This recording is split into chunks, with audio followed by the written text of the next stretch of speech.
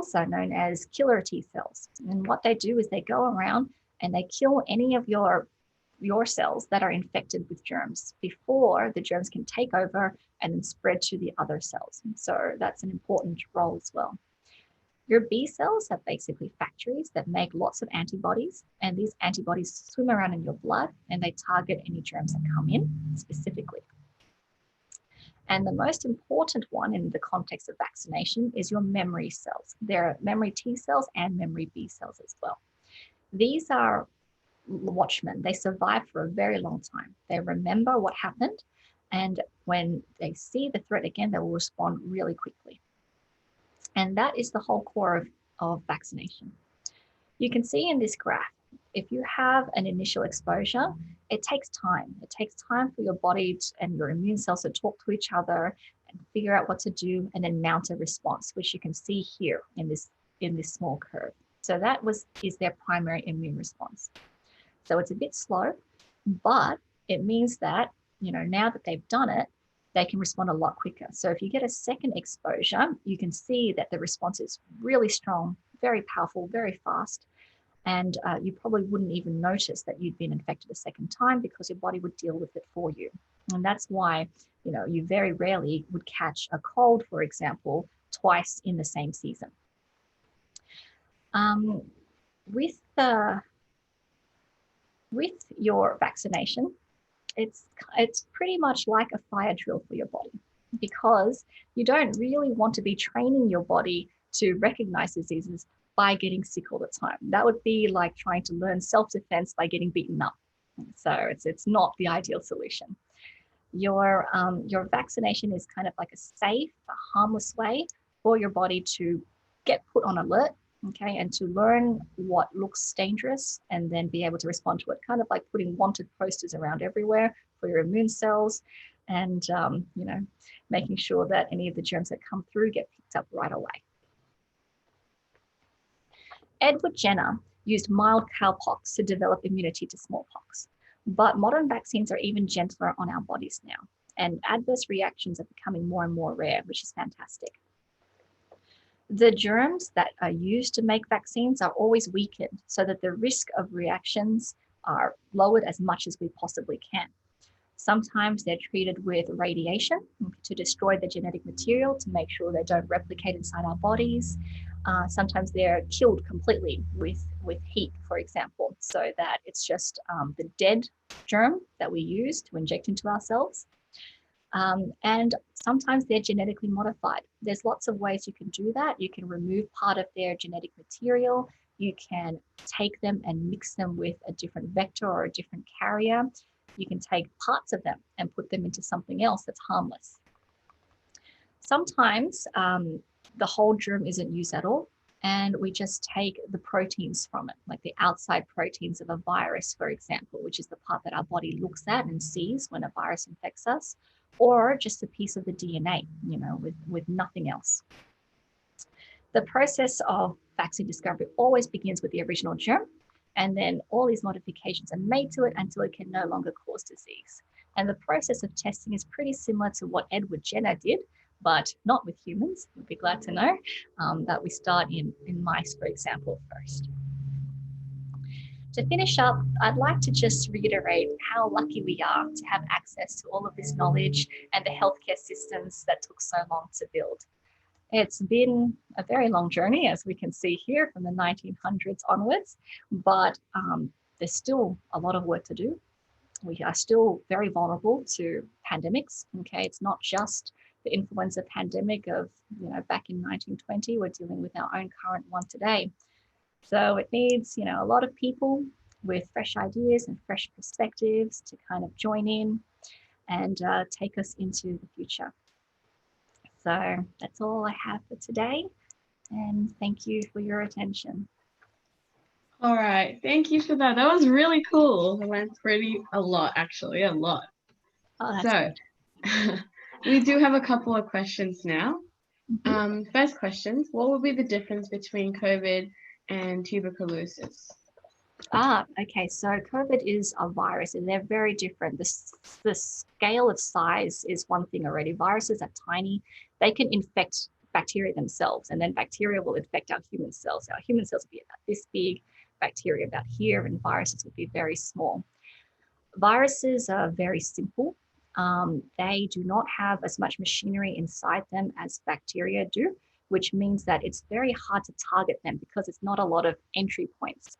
When you want to kill a virus, the main thing you have to do is block it from replicating. So stop it from taking its RNA, copying it, and then producing more virus particles. Because what a virus does is once it enters your cell, it hijacks it, just like a computer virus will hijack your computer. And it will force a cell to make tons and tons of copies of itself until your cell is so bloated and full of virus particles, it'll explode, all the viruses come out, and they'll infect all of the neighboring cells around. And tuberculosis is a bacteria. It's a lot slower than a virus. It will replicate quite slowly, and it creates kind of like a nest for itself inside your lungs. These are called granulomas. They're not good for you. They mess up your breathing and your lung function, and they can kind of sit in this nest forever until you do treat them pretty much. All right. We do have one more question. Second question: what advice do you have to young people interested in studying epidemiology? Epidemiology. Okay. Um, Definitely programming. If you can get into programming, that would be a real advantage because it's one of the key skills I think that people don't realize are very useful in that particular field. So practicing that is fantastic. There's a lot more maths than I would be happy performing, but it's doable if you enjoy it. Pretty much take biology. You have to take your math subjects and choose any of the sciences at University of Sydney or whatever university, because I'm pretty sure nowadays you can just take a science degree and then choose your subjects, and that becomes a major. Back when I did it, there were specialized degrees, so you kind of had to choose from the outset what you were planning to do. And then from there, shop around for a good, honest supervisor. I think a lot of students don't realize that they have a lot of power when it comes to choosing their supervisor. They think that, oh, the supervisor has to like me. I have to do really well. I have to work really hard. But you also need to ask yourself what your supervisor can do for you, because, they're always interested in bringing in new people. So take your time, look for a project that you're interested in, look for a supervisor you think you'll work well with. That's super important. And I think that's one more question from a first mentor. Do you have any recommendations on how to get pretty real world in a similar way to how we let the kids build robots? Sorry, one more time. So from a first mentor, do you have any recommendations on how to get pretty real world in a similar way how we let kids build robots? I'm guessing it's about practicing science skills in the real world before you enter a lab. Honestly, you know what? These days, ever since the syllabus in Australia has changed, you're getting a lot more opportunities to do projects in high school, but there are also workshops. So our research organization, CSIRO, they host a lot of things for kids. You sign up, you come along. I'm sure that, in other countries, the same thing is there too.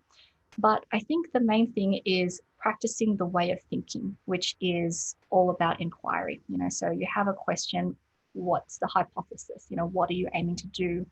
Good record keeping, for example. Even just observational studies can teach you a lot. So a lot of ecological studies are quite simple. You just go out and you say, okay, here's a question. How many, are sparrows, for example, declining in suburban households? And then you can pretty much go out and answer that in a week or two with continuous observation. I think those would be my main things. All right, I think that's all the questions we have. Oh, one more actually. Mm-hmm. How did you get started in epidemiology? So I did a science-based degree, but it was in genetics to begin with. And after that, I became interested in infectious diseases. So I looked for whoever, like any researcher around who was doing tuberculosis research. I went and I spoke to them and I saw what they had available and also who was willing to take me. And that's how it begins. I think your real research career does not really start until postgraduate. Most of your undergraduate degree is pretty much learning the basics, getting that groundwork so that you know what questions to ask and you know what you don't know as well.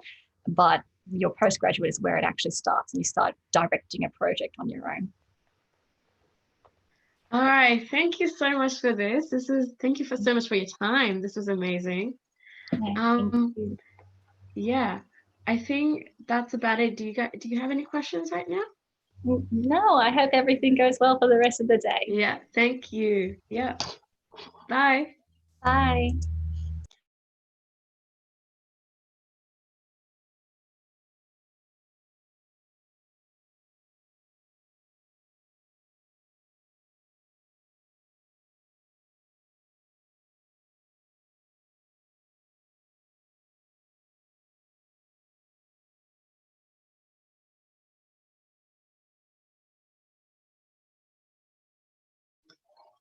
Moving right along, it's my pleasure to introduce our next speaker who will be talking to us about why she builds silly things.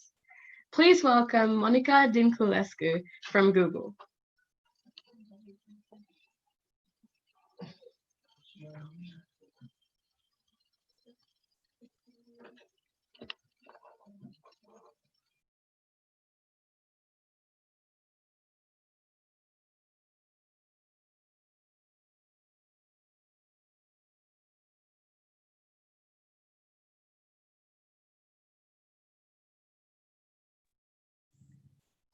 Hello. Hi. How are you? Not too bad. Is this still the waiting room or is it the live room? This is the live room. Hi, live room. This is my first ever Zoom conference, so I'm being a huge old about it. Oh, that's pretty cool. So, yeah, I heard you talking about why you build silly things. That's pretty cool. Yeah, that's I do this for a living now. It's really exciting. So that's what my talk is about. Yeah. All right, I'm excited to see this. Thank you. All Take it right. away. Should I just start? Go ahead. Yeah, go ahead. Hi everyone on the internet. This is the strangest and most terrifying conference I've ever been to. I can't see you, so if you're all making fun of me, I can tell. And this talk is going to be about silly things and the importance of building silly things. But first things first, I'm Monica. This is me. This is my cat Neelix, and I have a dog Hopper. So if you hear any barks around here, they're from her. I try to lock her out, and she's not a big fan about it. But they're part of this talk. And this is kind of my job now. I make silly things. And I keep saying this word silly. And I realize it sort of sounds really strange for, a grown up to be saying that they make silly things. But to me, silly means something else than maybe what it means to you. Because silly usually implies that you don't take things seriously or you think they're just like these hilarious random things. And they're not. All of these things that I make are part of my life or part of my job. Even before I did it professionally, they were like things that I was really attached to. I put a lot of time into them. But I call them silly because when I do, people take them a little bit less seriously. People get really stressed out when you say, oh, this is an art experiment. Because in society, we've sort of been taught that we need to judge art. We have opinions about art. So when I say something is an art experiment, people will put their judging hat on and be like, is it really an art? Because I could also do this in my living room. So instead, I call them silly so that people can take them and enjoy them and make things with them and have a lot of fun. This is one of the things that I made. It's called MIDI City 2000, and it literally makes cities out of songs. So MIDI is this abstract representation of music, where basically you can represent every note that happens in a song, and it sort of like sounds like karaoke robotic music. It's not like the music that you hear in YouTube, but basically you have this like note representation where like at a particular time a note will happen with a particular volume or velocity. But my favorite thing about MIDI is that if you think about it, it's this wonderful format to make art out of. So in MIDI City 2000, I take all of these notes and I pretend that they're buildings. So there's different instruments in a MIDI song, and they represent all of these rows of buildings that you can see.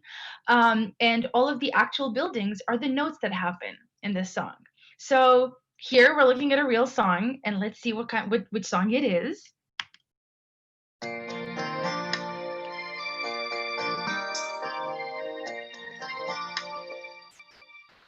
But the best thing about it is that it's also interactive. So if you think about notes in this way, you can start throwing away rows of buildings. You can spread apart or make buildings closer together. And this gives you a different song.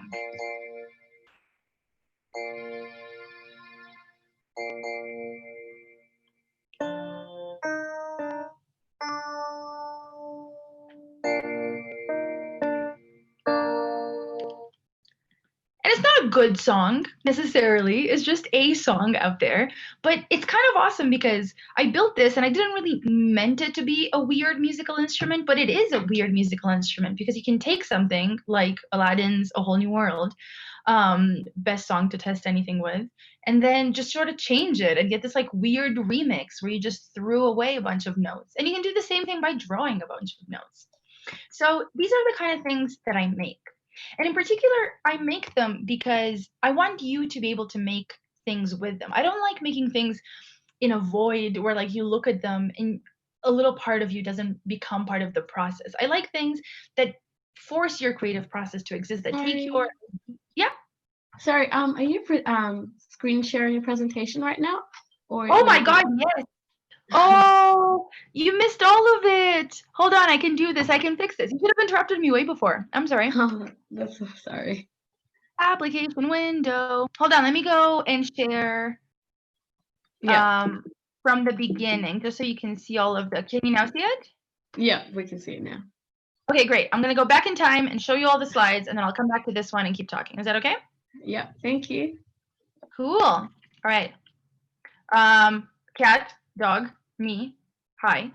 And then this was Medicity 3000. I'll give you the song again, just so you can see it, what was happening.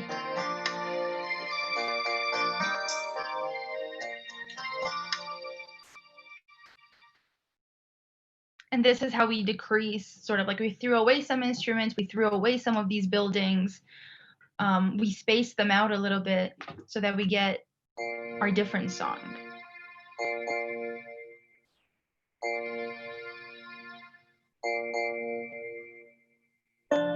Cool. So that's maybe, phew, we did it.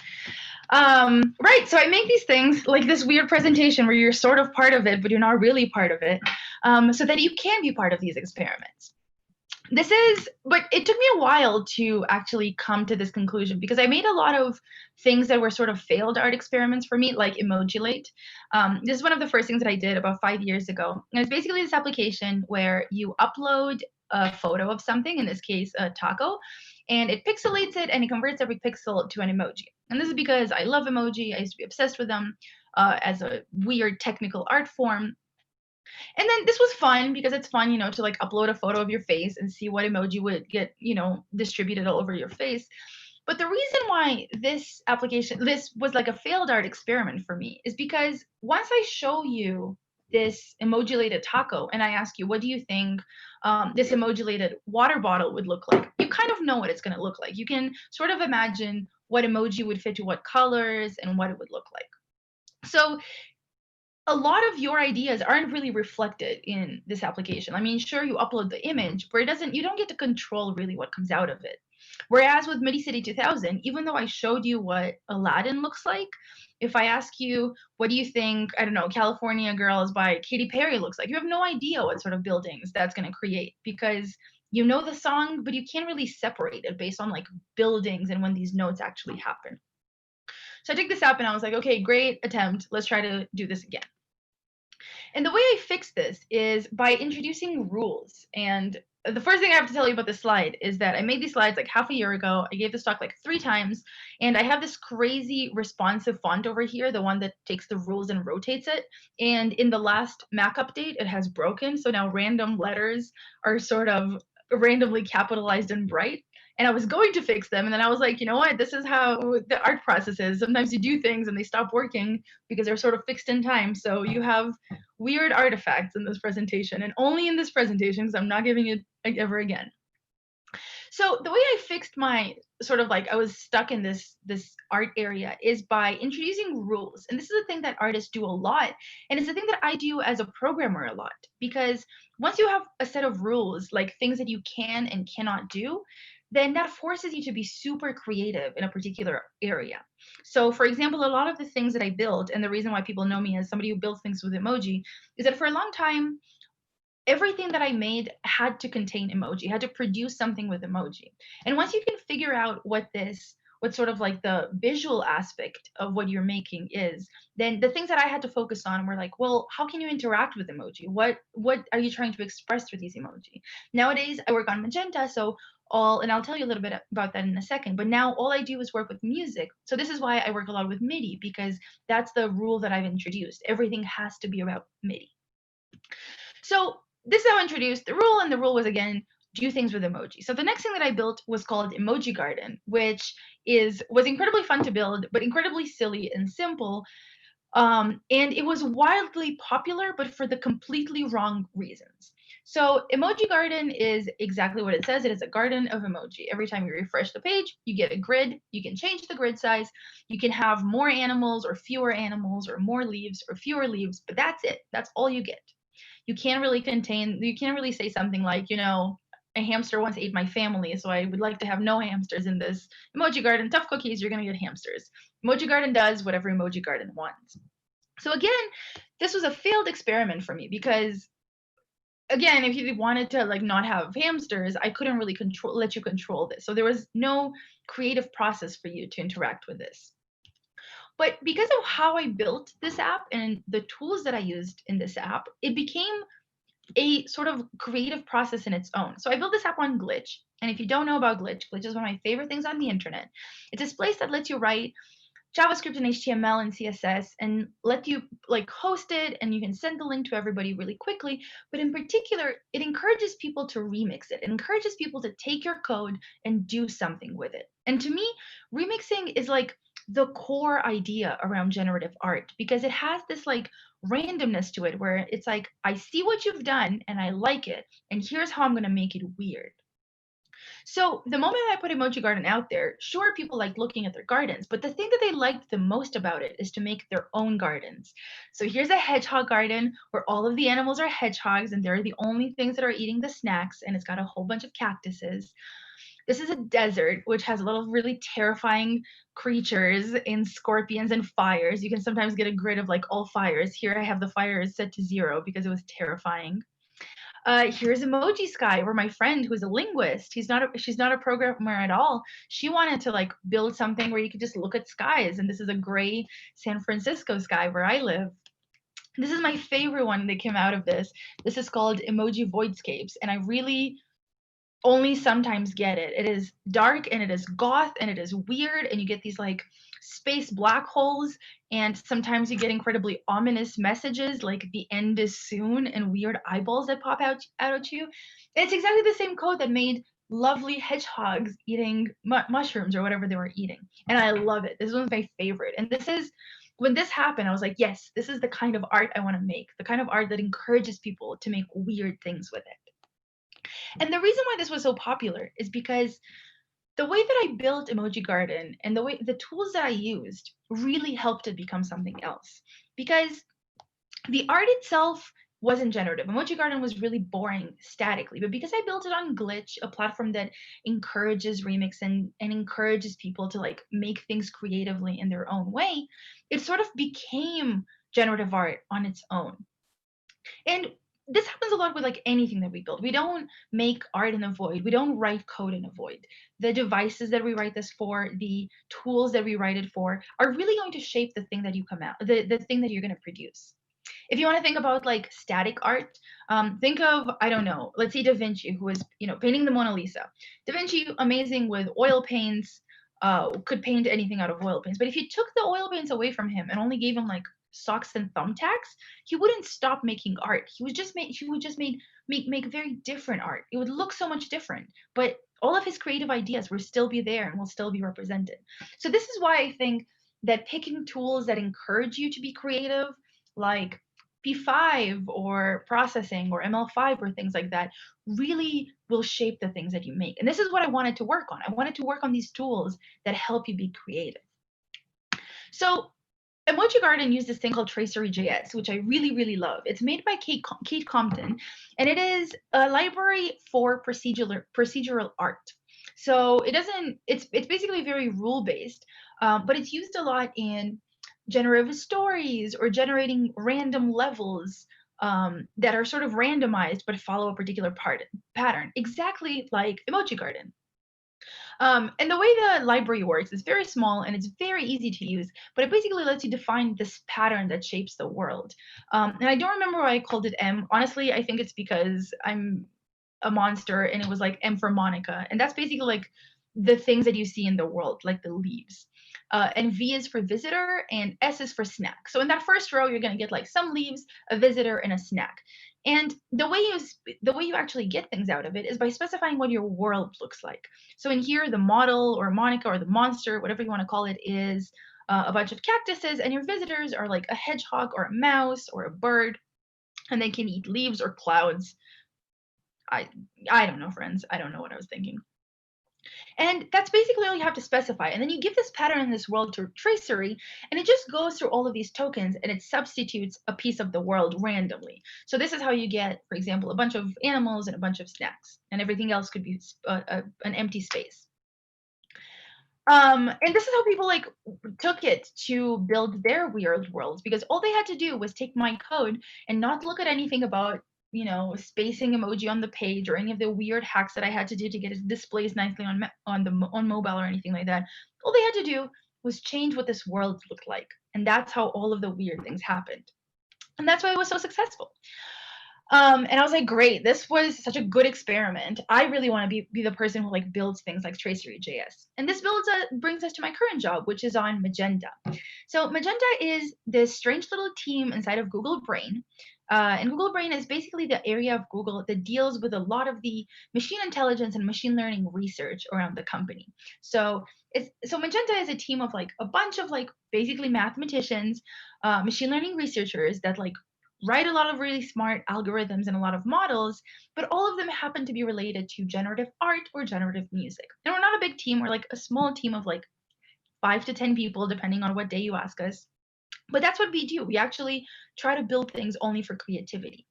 Because one of our mottos is to try to figure out what the role of machine learning in the creative process is. This is, by the way, my favorite glitchy slide, because the words in machine learning are glitched as if the machine learning has failed and has decided to extend its creative process. And as a result, this presentation has become now an art experiment. So I love it. Art is whatever you want it to be. Right. So we are trying to explore the role of machine learning in the creative process, because machine learning is really useful for a lot of things. We use it to cure cancer cells or work on, self-driving cars, or have things like my watch that remind me that maybe I should stand up every once in a while. And all of that is using a little bit of machine learning, but we want to use it to build weird, strange art brushes and musical instruments. And before we do anything, I want to explain machine learning in like 3 minutes. Because machine learning sounds really intimidating and complicated, and it really isn't. It's just a different kind of algorithm. So, algorithms are basically functions. And my understanding is a whole bunch of you work on robotics, which is terrifying, and I don't understand it, how you make robots pick up balls and put them in like basketball hoops. And I've seen your videos, they're amazing. You do more programming than I do, honestly. So you've written functions. You know what functions are. They're things that take an input, like take something in and spit something out. So if you want a function that doubles a number, it's f of x, where x is our input, and what it spits out is like 2 times x. That's a function. That's an algorithm. You can call it by the same name. This is a very simple one, obviously. It's slightly more complicated here. Like, how do I get from here, where I am right now, in Tahoe, California, to, I don't know, Sydney, Australia? That's a complicated function, but it's still a function that we can write. Your inputs in this case would be like my current location and your current location. And there's an algorithm called Bellman-Ford, for example, which is like super old and super boring, and it looks like a different paths. They're way better ones. But, these algorithms exist. But there's a class of functions that are a little bit hard to write the implementation for. Like, is this image that I'm going to show you a photo of a dog, or is it a photo of a cat? So when I give you a photo of a dog, this is not Hopper. It should say dog.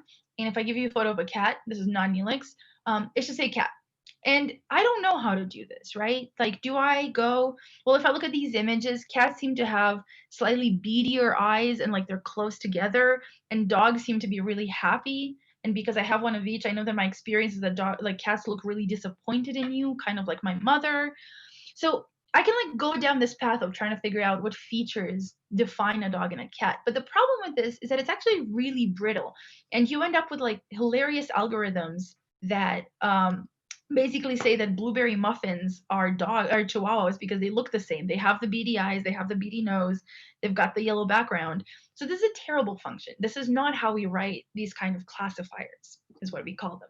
And this is where machine learning comes in. Machine learning is this basically magical way, and it's not really magical, to figure out what your function is by just showing it a lot of examples. Like the punchline is, I don't know what the implementation of the function is, but I know that if I show you millions and millions of these examples, you can figure out the function yourself. So this is how it works. This is a function, and in particular in machine learning, we call it a model because it models something about the world. And this is going to be a model that basically tells you whether something is a cat or a dog. And at the beginning, it doesn't know anything. It just like flips a random coin. So this is my dog Hopper, and I go, hey model, is this a dog or a cat? And this model hasn't seen any examples before, has no idea what a dog is, and it goes, is this a cat? And you're like, no, silly, this is obviously a dog. Look at her, she's so cute. I had just given her a bath. Isn't she the greatest? Great. So the model goes, got it. And then I show the model a photo of my cat, and I go, hey model, is this a photo of a cat? The model still doesn't really know, it's only seen a picture, but the only time it's seen a picture, I told it was a cat. So he goes, yes, I think it's a cat. And you're like, good job, model, it is a cat. You got it right. It's very positive reinforcement going on here.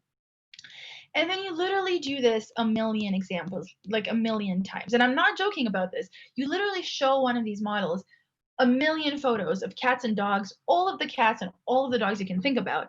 And at the end of this, it goes, I got it with fairly high confidence. When I show you a picture of Peekaboo, my coworker's dog, I think it's a dog. And you're like, you got it. This kind of model is called a classifier. And this is exactly how we train them. This is, you basically trained your very first machine learning model if you haven't done it before. And these models are great. They're the ones that basically you can use them for all sorts of things. Like you show it a photo of like a bottle, and you go, is this recyclable or not? Or all sorts of things like that. So this is a classifier. The other kind of model that you maybe have heard me say this word a lot is called generative. And in a generative model, it learns to like draw these things. So rather than like looking at this photo of Hopper and a shark, it knows it's a dog, but more particularly you go, hey model, draw me a dog, and it draws you these things. So these are the kind of models that we on the Magenta team work on. They're models that are able to produce music or are able to produce visual drawings or art.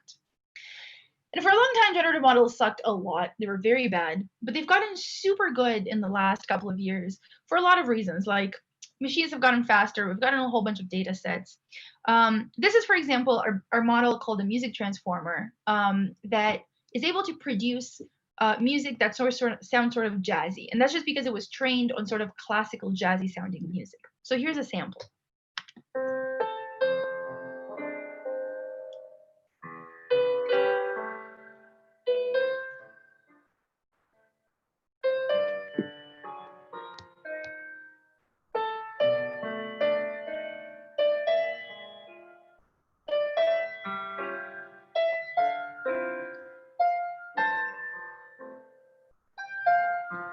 And then it goes on and on and on and on because you never really ask it to stop.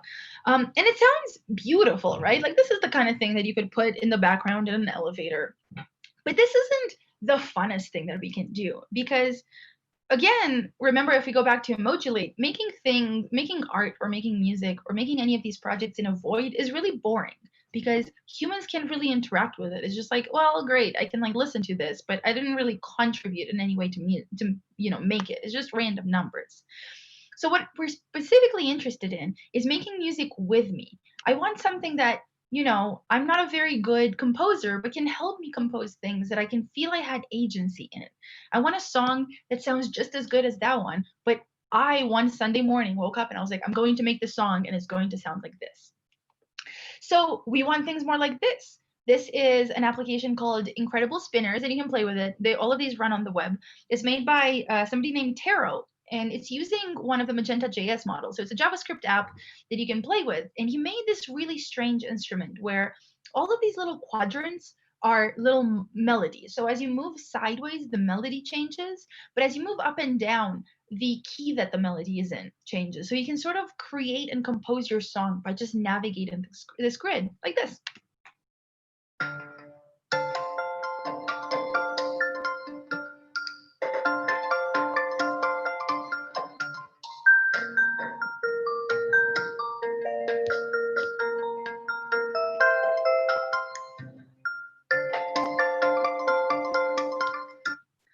And that's a great app because that's like a weird, strange instrument we didn't have before. This is the Bach Doodle that you may have seen, and it came out last year for Bach's birthday. If you still Google it, you can still find it and play with it. But the idea here is that you write a little melody. This one sounds like da da da da da da da da da da da, which is a Romanian folk song.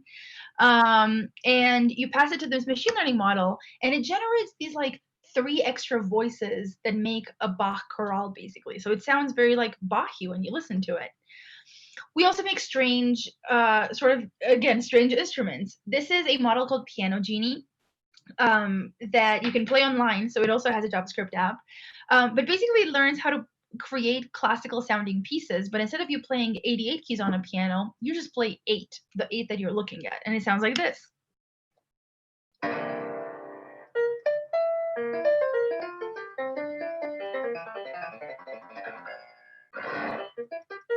I've memorized all of these songs. I've listened to them so much.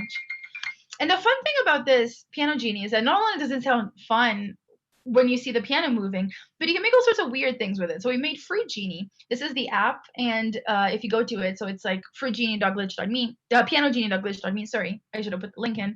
But you can connect it to a Makey Makey if you have a Makey Makey around the house, and then you can stick the wires into broccoli or an apple, things that I stole from my house, so that you can, you know, compose this broccoli sonata. It's not broccoli, it's Brussels sprouts.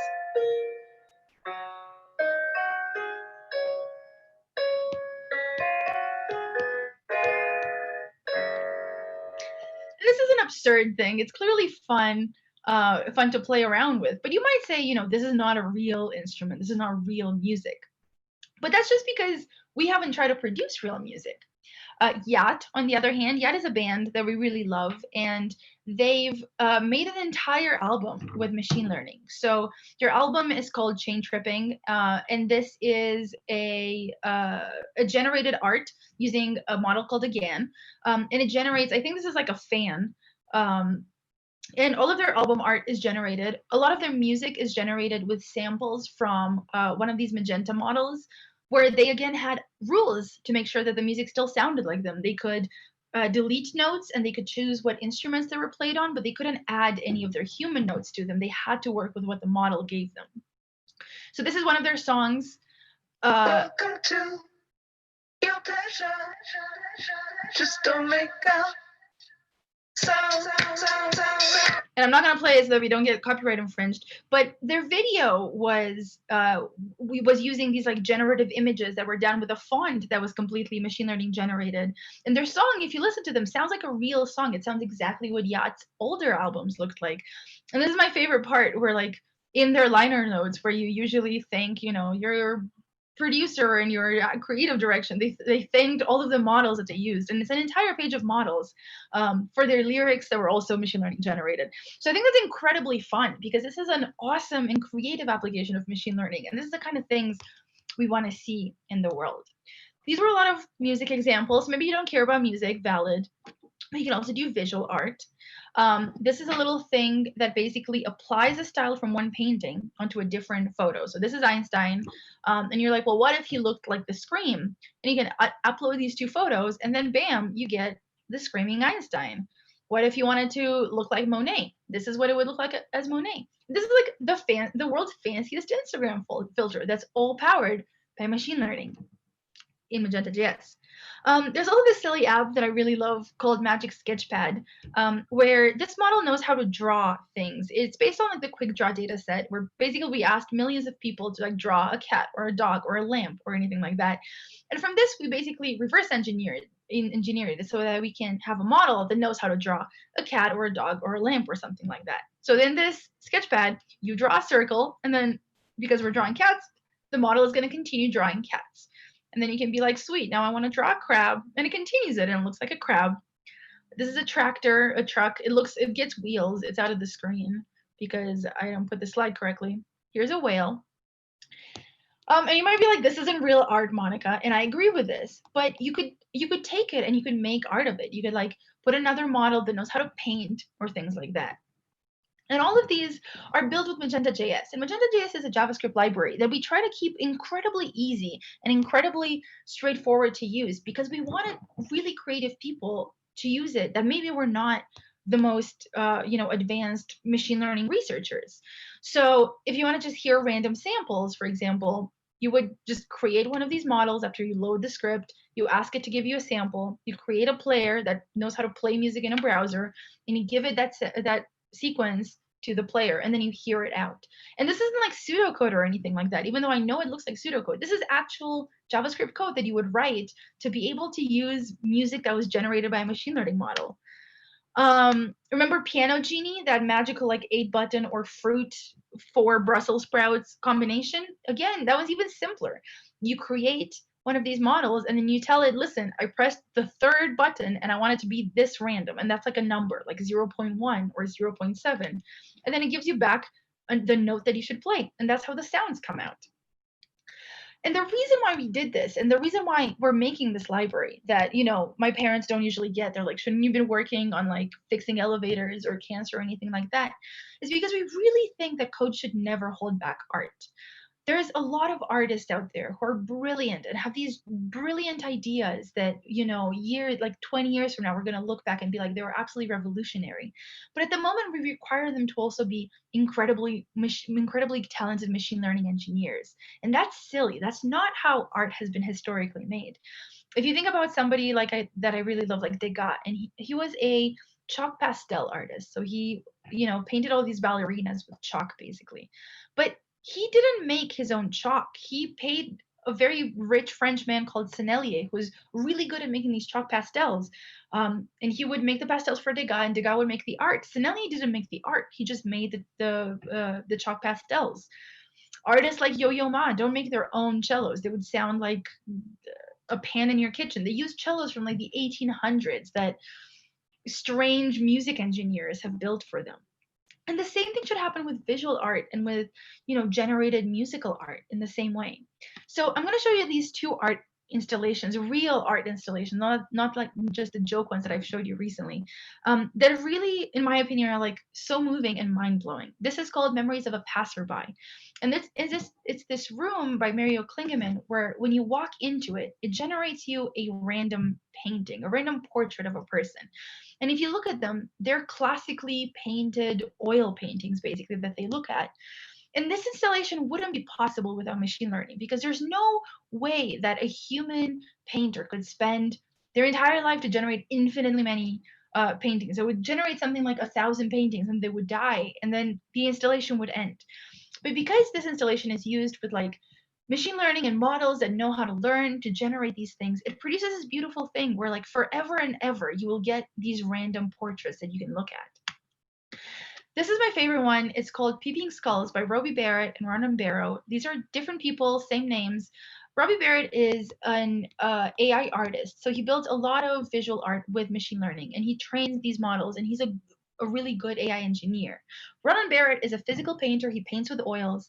And they teamed together and they took a whole bunch of like Ronan Barrett's art, so a whole bunch of paintings of oil skulls, and trained a machine learning model that learned how to paint skulls like Ronan Barrett did. And what happens in this art installation is that you walk to it and then you look through this little peeping hole and it tells you that it's going to generate you a skull. It's a skull that hasn't been seen before. And once you look at it, it's going to last for 10 seconds. So this is a skull. It's upside down if you want to rotate your head to look at it. And you've got like 10 seconds to look at it and then it gets deleted forever. So it's marked in the machine learning model in such a way that never again would this particular skull be generated. And again, this wouldn't be possible. You don't have 10 seconds to paint this like amazing skull for somebody in particular. And I used to give this talk last year and it was really moving then because I was like, oh man, in this weird Instagram world where everybody's like sort of online but not together, we have this art experiment where like we're sort of physically together but like art apart because we can't look at what we're sharing. And I think it's even more special now in the pandemic where like I'm talking to people in Sydney who are like awake at ungodly hours. And we're not in the same room together. I'm in a weird room with bunk beds, but we're all sharing this experience. And I think we can use a lot of machine learning to generate more of these awesome and wild experiences that we haven't had before, just because we have these powers to generate a lot of the same kinds of art. And this is what the talk is really about, because I do think that there's such a value for some of us to work on these really serious things like magenta and tracery and machine learning that is targeted at silly things, so that people like Ron and Barrett can make these wonderfully charming art installations that you can approach for 10 seconds and get your personalized skull that goes away and disappears into existence forever. That's it. Thank you. This is where a lot of my links live. This is my pets. This is me. I'm not Waldorf on Twitter if you want to ever ask me any questions. And that's it. Let me switch back to the Zoom. All right. So thank you for that cool presentation. That was really cool. Learned a lot of things about AI altogether. So, so we do have some questions now. So first question, what was your inspiration for trying to create your emoji garden? Like, how did you think of the idea and what led to the creation? So that's a very good question. It was two things. First of all, I was in the emoji phase. So I was like, I can only produce things with emoji. So that part, straightforward. And I was at work. So I spent like, most of my life, like every other sad adult, at a desk that I have some cute things on, but I don't really have plants on because I forget to water them. I was like, wouldn't it be nice if I could just have a garden that never died because I never had to water it? And I was like, man, I have emoji. I should make an emoji garden. And that's what happened. Yeah, that's pretty cool. A second question, it's kind of a fun question. What was your favorite or the best generative AI project that you've ever seen? That I've ever seen is definitely the Peeping Skull ones. Like, I am genuinely obsessed with it, and I don't know if I'm ever going to see it in real life, and it makes me incredibly sad. So I really love visual art. So I love all of these like really weird artifacts that come out of machine learning art. So I like looking at those. But I mean, from like a really practical stance, the fact that a band used machine learning to like generate lyrics and song and like performs now what I call robot generated music, sort of, because like they worked like hundreds of hours on the music, obviously, but like the fact that I've seen them in concert and they play songs that I know have come from like a little bit of something that I worked on. So I think that's like the closest I will ever be to, being close to fame.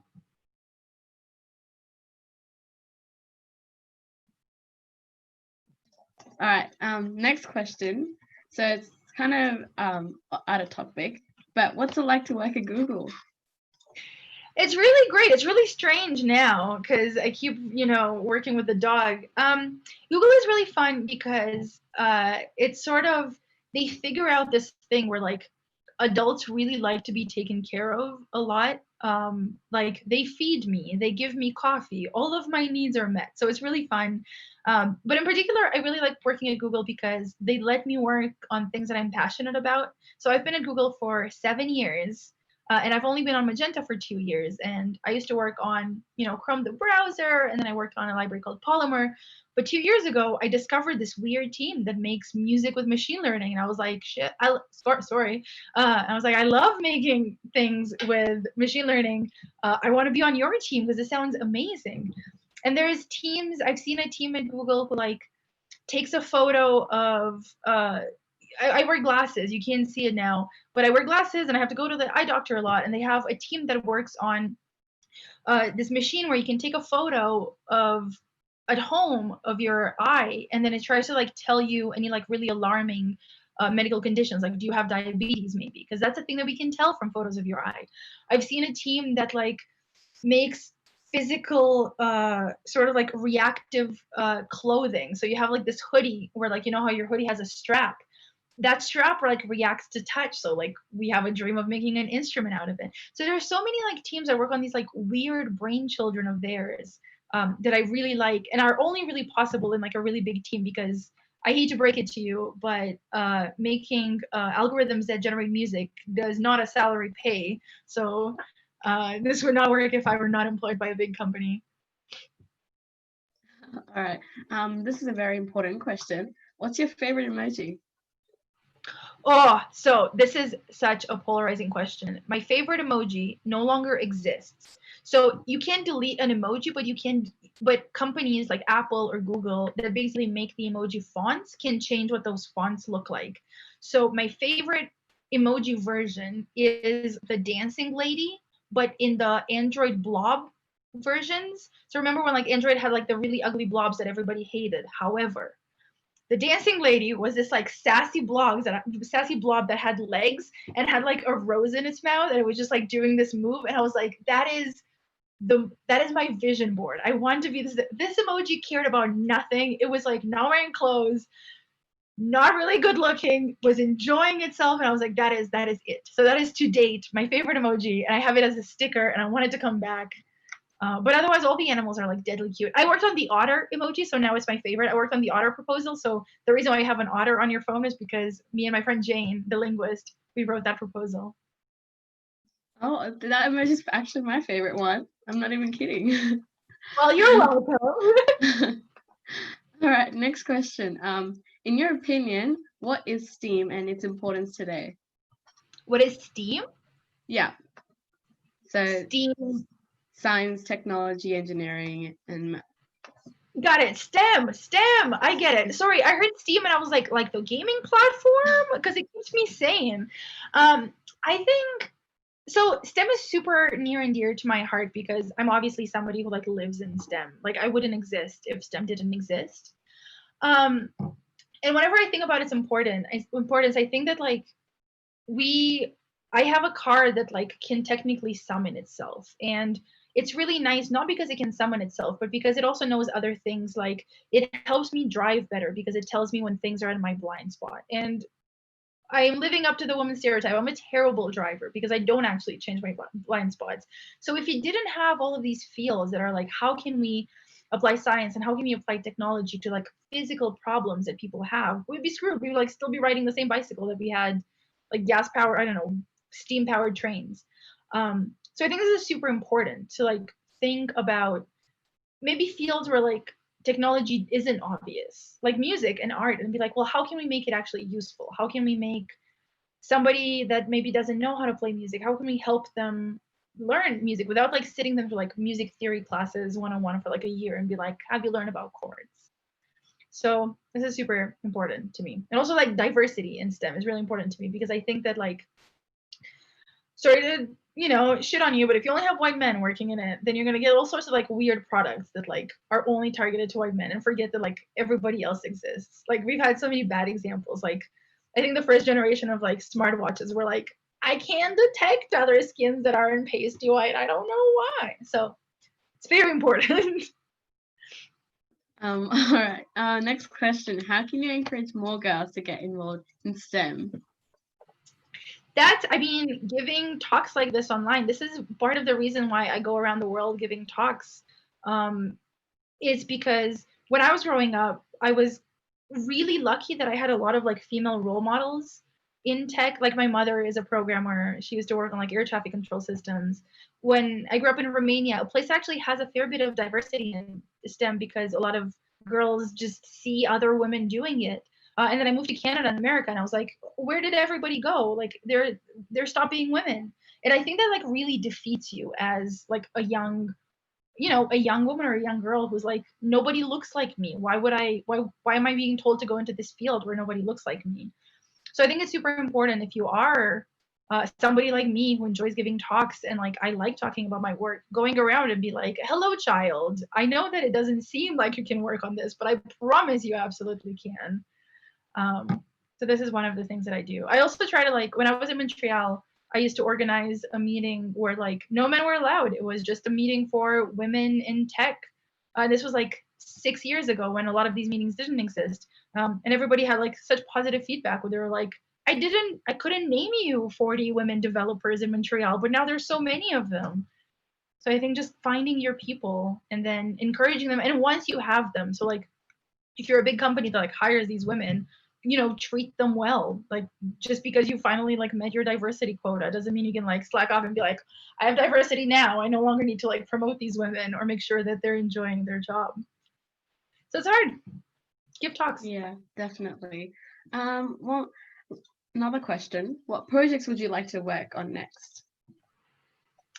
So I'm super excited because the thing that I'm working on next is actually not about generative music, because the world is kind of on fire and I can't really get over it about how like there's so much horrible things going on everywhere and I can't really help fix them. So the next thing that I'm working on is a project with something called the Trevor Project in America, and they're a lovely nonprofit organization that works with LGBTQ teens who are at risk of like suicide or self-harm. So I'll be working with them for the next 6 months to figure out like ways in which we can use machine learning to sort of like help them train more counselors or help them sort of surface more appropriate information at appropriate times. So I'm really sad to leave music for 6 months, but I also think it's like really important that if you get this opportunity to sort of like try to do a little tiny nugget of good in the world, then I'm sure music will let me come back when I want to. And I also hope that this is gonna like give me in my spare time like free ideas, because having to work on creative things for a living means that I'm like burnt out of ideas. Like I have reached a place where I can no longer generate creative ideas. Yeah. Next questions. What would you say to everyone? Sorry? These are such great questions. Yeah, it's from a lot of different people. Yeah. Next question. What would you say to artsy students who are interested in working on projects like the ones you just shown? I think that if you are interested into coding, there's a place for you. I think that it's really important to find I struggle with this because like on one hand I really want everybody to be a programmer, but on the other hand I know that if you're like a person who really enjoys making art, like programming will kill your soul. So I don't want you to go down there and spend like 2 days trying to like debug this like off by one error that is the reason why your art is coming out terribly. So I do think that like one of the exciting things are like collaborations between artists and engineers. So find somebody in your group, these like brilliant robotics geniuses that we have, pair up with them and make a little robot that instead of like sinking the ball into the tube, it can like paint something for you, and that'd be wonderful.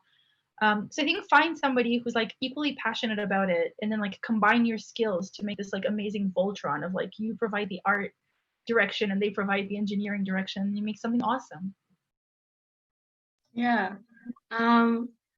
This is also important. How can we follow your personal awesome works? Twitter. If you are allowed on Twitter, I don't know who's allowed on. Oh my goodness. How old are you all? What is like being a child nowadays? Back in my day, we didn't have electricity. I'm kidding. So I am at Not Waldorf on Twitter, where I'm fairly nice. I respond to emails. So if you find my personal site, I will always respond to emails, especially if they're like if they come from somebody who looks like a human being, not like a VC who's like, I am trying to revolutionize the golf industry. So I'm bad at replying to emails, but I always reply to emails, especially if they're like questions like this. If you're ever in if you were ever allowed out of the house again and you're in San Francisco, we can have a coffee. Yep. These are kind of off topic, but why is your dog named Hopper? My dog is named Hopper because, first of all, I'm a giant nerd, and Grace Hopper is a brilliant human being who changed the world. And without her, we wouldn't have you and me talking on a computer right now, both because computers wouldn't work and both because women wouldn't know that they should do this. And second of all, because my favorite painter is named Edward Hopper. And between this two comments, my boyfriend likes to think that it's also because of Dennis Hopper, the actor, but that is revisionist history. So, but we'll allow it.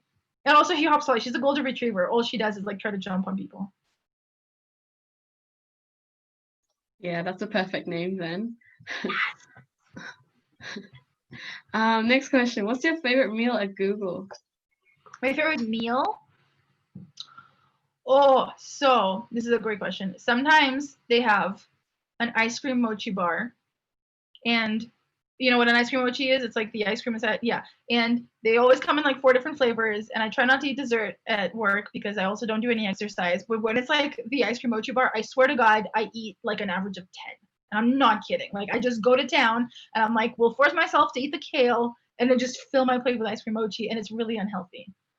But in all seriousness, back when we had meals, I haven't left my house, you guys, in like 3 months. The meals are super healthy, and in particular, there's a cafe that's very vegetarian friendly. So last year I became a vegetarian, and it's kind of hard to go from like 33 years of eating meat to like not eating meat at all. And they have so many like smart and healthy vegetarian meals where like it's not a salad, it's like a stew, a curry, or something like that, where like I would never make it at home because I'm lazy. So the fact that like they feed me in a way that like keeps me alive and healthy is probably my favorite part, but also really the mochi bar. Yeah, who doesn't like ice cream or mochi? Correct. Next question. How did you get started in computer science? I like to think that I was born into it. So again, I grew up in Romania. Both of my parents were programmers. Most of my family is programmers. I was forced to do math from like a baby age. I went to a programming middle school. So like in grade 5, I had programming classes.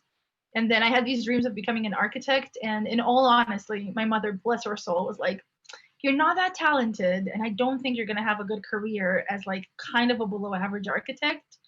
But I was like good at programming, so I was like, sure, I'll give it a try. And then it took a while. Like I'm now in my 30s. It took a while to figure out what kind of programming I'm passionate about. Like I worked for a bank for a while, and that wasn't the greatest. So it's like but I'm now really happy that I did it. I can't imagine myself doing anything else. Yeah. Next question. What's your favorite project that you ever worked on? My favorite project that I've ever worked on. Oh, like for fun or for money? Wow, it depends. Yeah. Okay.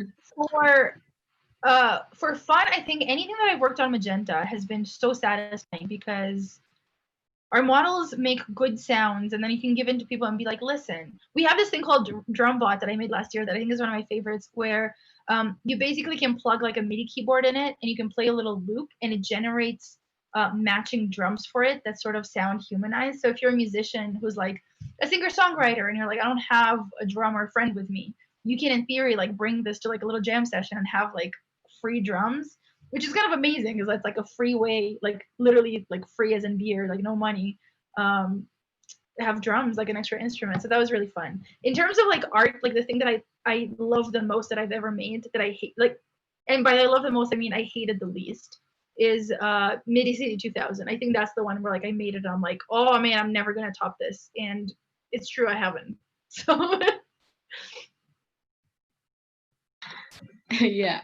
I think this would be the last question. What should high school students today be doing to prepare for a career in technology or STEM?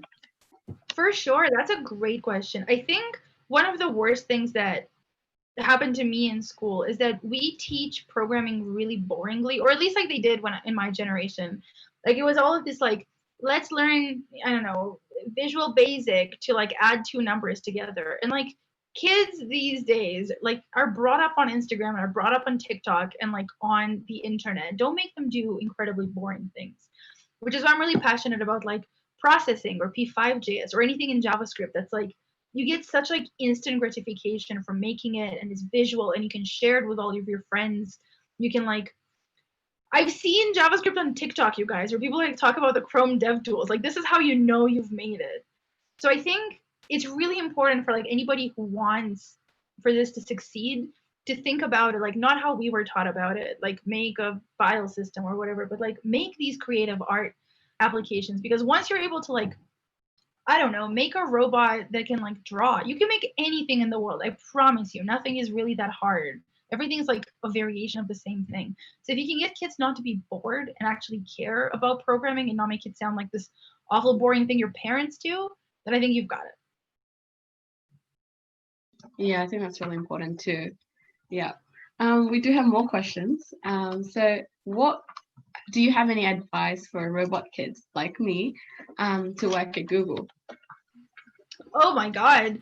I don't know. I would hire all of you. I still genuinely do not understand.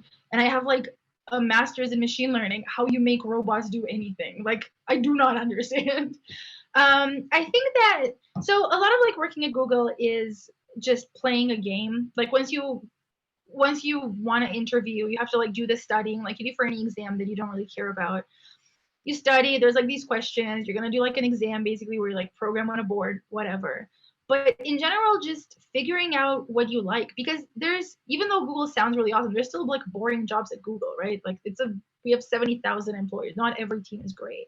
Not every project that I think is great, other people think is great. Like there's a whole bunch of people who don't think that generative music is fun. They're like, why would you ever work on that? I'm solving a much bigger problem. So I think figuring out what you like and what you don't like in a project, maybe work somewhere else before Google. This is actually a thing that I did where I worked for a bank before working for Google. And I think that both gave me like the strength to like know what other places are like and not sort of like blow all of my excitement up front, and then just know that like I really hate these kind of teams, I should look for this. Do internships are cool. Internships are a thing that kids do. Yeah. Yeah, that really helped. Thank you. Another question. What are you doing to stay busy during the shelter in place? Oh, I do not have this problem, friends. I stay busy. I would, if you gave me 24 hours, I would sleep for 16 of them. And then I do every single craft in the universe. So currently, I'm one of these people who can't pay attention unless I do something with my hands. Like if I'm in a meeting and I'm not doing something with my hands, I'll just like work on email or start coding. So I'm currently doing needle felting, where you basically take wool and then you stab it with a needle a lot of times and it makes like balls and then you can shape them into things. So I've recently made like a bird and a cactus. I've watched all 15 seasons of Criminal Minds in my spare time. I play a lot of Animal Crossing, a lot of Animal Crossing. My island is dope. It is so good. I've played like 360 hours of Animal Crossing. I do not have a problem keeping busy, friends.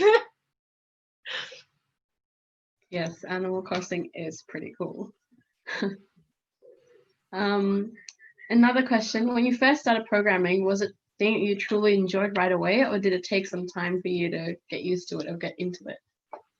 I think it definitely took some time. So I really like video games, and I was super lucky because like when I first learned programming, it was like on something called QBasic, which whatever. But it came with like these 3 games. It was basically like a snake game and a gorillas game where you got to like hit somebody else with a banana. It was like one of those like arch calculation basically games. And my mom, a few ideas that were really brilliant in her life, and this was one of them, where she basically taught me where the code for those lived, so I got to hack it. And I would make myself gain a life every time I died in the snake game. I would make the other person like not really be able to hit me. So I think that part was really fun and I really enjoyed it. But then I had to do programming in school and I did not really love it. And this is why I wanted to like not do it for a living. Um, and then I finally like got this. I started like figuring out that what I like is art, and just because I'm not a professional artist doesn't mean I can't use the things that I do at work for art. So now I do like a lot of for loops. Honestly, it's not like advanced programming, but like I generate a lot of like images based on some weird kind of data, and that's something that I really like. And it took a while. It took a while, and like you know, what is your passion project is not necessarily obvious at first. But yours is because I mean you make robots. So I didn't have robots. I'm so upset I didn't have robots. I have like Lego Mindstorms, whatever they're called. Yeah, you guys are killing it. Make robots, friends. Oh, thank you. All right, this is a question for me. Do you think creativity is really important in STEM? Yes, I do. Because I think that if you don't encourage creativity, you get very boring solutions. I think a lot of the things that I'm not a fan of Elon Musk, bless his soul, but I do think he's a wildly creative person because if he hadn't been around, we wouldn't have thought about the things that Teslas can do. And I think that you can see this in like his personality, where he's like, I have these ideas. And I think that if you don't encourage people to be creative, don't give them a space to be creative, where they're allowed to like maybe suggest these absolutely dumb ideas that maybe probably won't work. But if you allow them to ask these questions, then you're definitely going to get these like super creative things that weren't possible. I think a lot of the weird sciences that we have are because somebody was like, but what if, and hear me out, what if I do this weird thing that nobody tells me that I should do? What if I do it? And to me, that is creativity. And that's really important.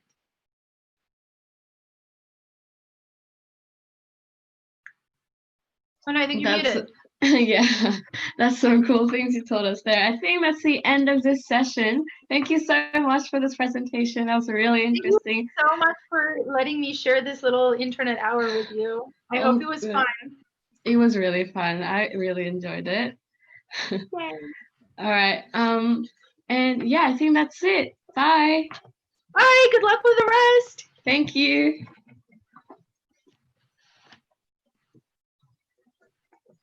All right. Okay, moving right along. It's my pleasure to introduce our next speaker who will be talking to us about joys and challenges of being an FRC mentor. Please welcome John LaRock from FRC Team 365 and his friends from Double Robotics and Team Apollo.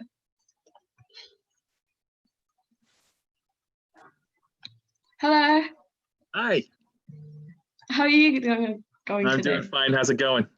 I'm good. Are there more people that'll be joining? Just me. Yep. Just, okay, that's so good.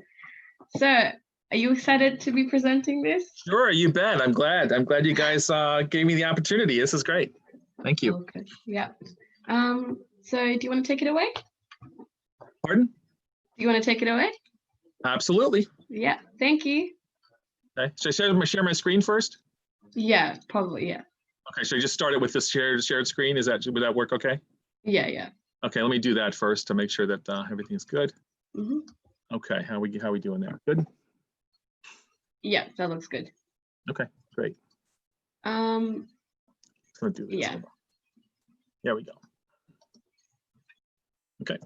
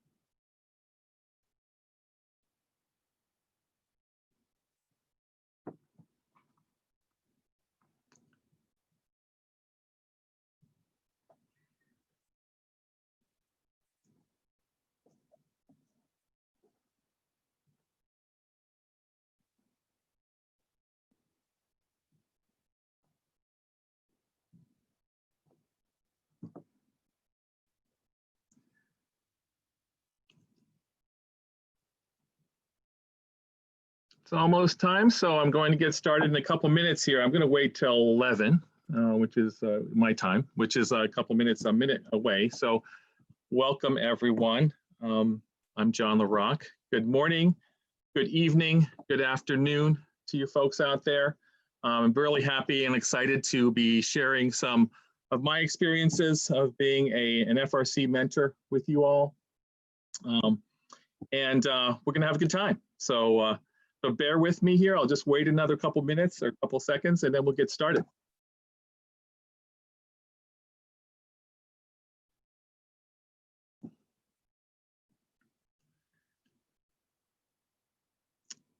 Okay. Well, welcome. Thank you for joining me tonight or watching this later. I'm John LaRock, and I'm going to be talking a little bit tonight about the joys and challenges of being an FRC mentor. And I'm going to start tonight to talk a little bit about, if I can move my screen here, I'm having some trouble moving my slides. There we go. Every person has a story. And I want to talk about some stories tonight and what mentors do to help people with their stories. Screen is fucking up a little bit here, so sorry about that. There we go. So my story starts, at least when I was younger, at 2:30 a.m. Every day in Sugarloaf, Pennsylvania. And Sugarloaf, Pennsylvania is a very small town, and I grew up on a dairy farm. So we had to milk cows 2:30 in the morning and 2:30 in the afternoon. So fortunately, I didn't have to do it all my life, but a big part of it, my dad was a farmer. And that's how I started my day. So I learned about hard work. I learned about getting up early in the morning and learned about a lot of things that I really made me the person I am today. In my small little town, one weekend, I actually got a chance to visit a nuclear power plant, which was under construction locally. And that really got me into engineering. I knew I wanted to do science, but after I toured the plant, I said, I want to do things like that. I want to build things like that. And I decided that at that time that I really wanted to move into engineering. And so that's what happened there. Now, when I was in high school, I had mentor and people who motivated me, mentors, and those were typically teachers. And there are two of my teachers here who really meant a lot to me and pushed me while I was in high school. Mrs. Burgess was my chemistry teacher. She, and this is a yearbook photo, so with one hand, she is actually writing a chemical formula, and with the other hand, she's actually erasing the chemical formula, because we kidded her all the time about writing down so many notes each class that we could barely keep up.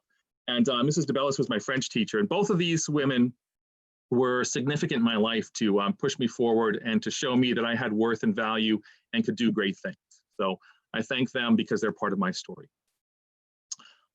Professionally, I went to Penn State University in Pennsylvania and was in engineering, science, and mechanics. Initially, I thought I'd be a nuclear engineer, but I ended up being a materials engineer, a mechanical engineer, and I got my bachelor's and master's at Penn State.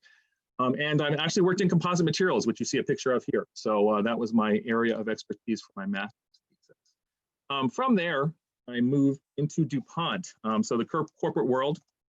And what I did there is I initially started as an engineer in a rotational program and moved into human resources. So I never thought I'd do that, but I moved into technical staffing, and then from there went into a full-blown human resources career. I was at DuPont for about 26 years.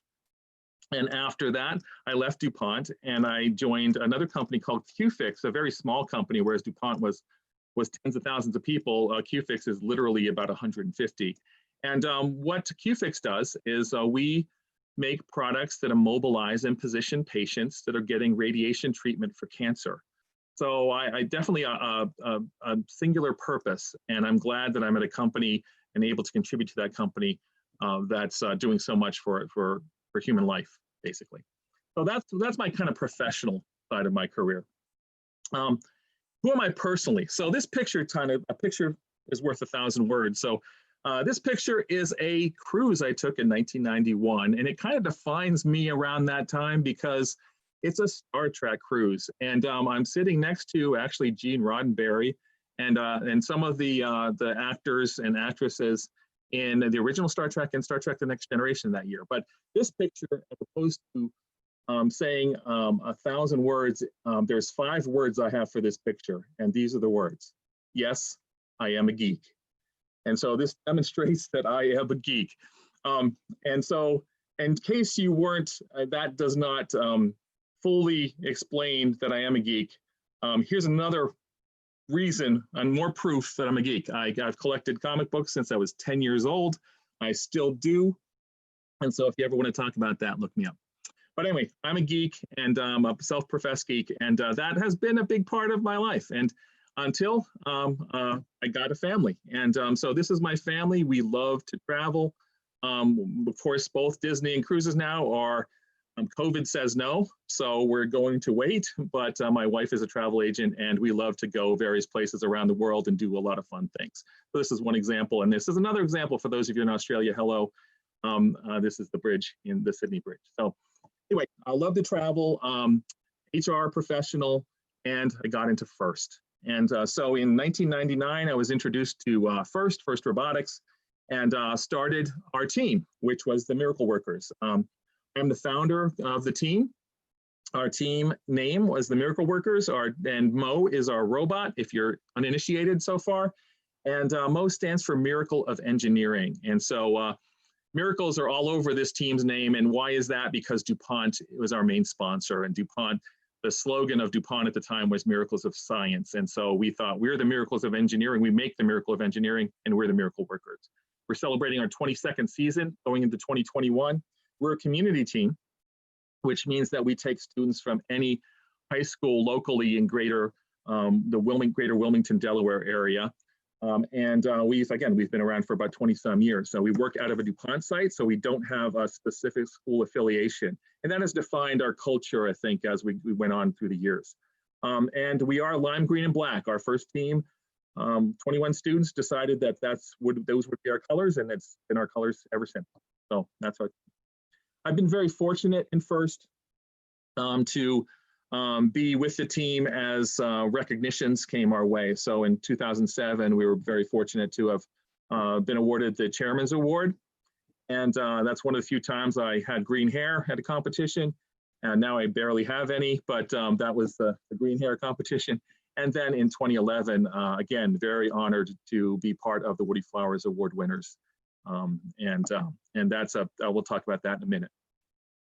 In fact, in seconds, because I thought about this presentation, and really after giving you a little bit of background about me, which I always like to do, is to talk about what I'm thinking about regarding FRC mentors. So it got me thinking, what defines an FRC mentor? What is special about an FRC mentor? And so I wanted to share these pictures here are with some great mentors I've been able to work and interact and be with some fantastic mentors in FRC. And the top photo is our Woody Flowers Award winners a couple years ago in 2015. Obviously, we have the founder of one of the co-founders of FIRST, Dr. William P. Murphy Jr. In the center of the photo, and obviously Woody Flowers next to him. If you don't know much about Dr. William P. Murphy Jr., please look him up on Wikipedia. He is part of why we're all here. And he has and continues to have a fantastic life. He should be turning 97 later this year. And just look him up because it's fantastic stuff that he's done for society in addition to FIRST. And on the bottom here is our Hall of Fame forum a couple years ago, probably at Detroit. And obviously working with a lot of great Hall of Fame team members and representatives and mentors in that group. So again, I'm very blessed to have been working with all these mentors. So when I think about it, I think what are the responsibilities and roles of an FRC mentor? Now your mileage may vary, but here's what I came up with when I was thinking about it. First off, we're teachers. So we're teaching engineering skills, we're teaching life skills, we're teaching all different types of things to the students that are on our teams. So teacher is definitely one of our roles. Innovator. So we're also working with new technology, trying to build things that were never built before, to play games that were barely played before or never played before, so we're innovating. We're realists, so let's get real. Mentors, it's not an easy life for mentors. I mean, we have to be looking out for and leading students to the next aha and solution, but at the same time, we need to be realistic about it. And we'll get to this a couple times in this talk, but it's more about what's really happening and what can we really do as a team realistically with the resources we've got. Let's not try to punch above our weight. But a realist is something that mentors should be also. Visionaries. At the same time, it's kind of a convoluted thing, but we should be visionaries too. We should be looking at the future and looking at where we want our team to go, where we want our society to go, where we want technology to go.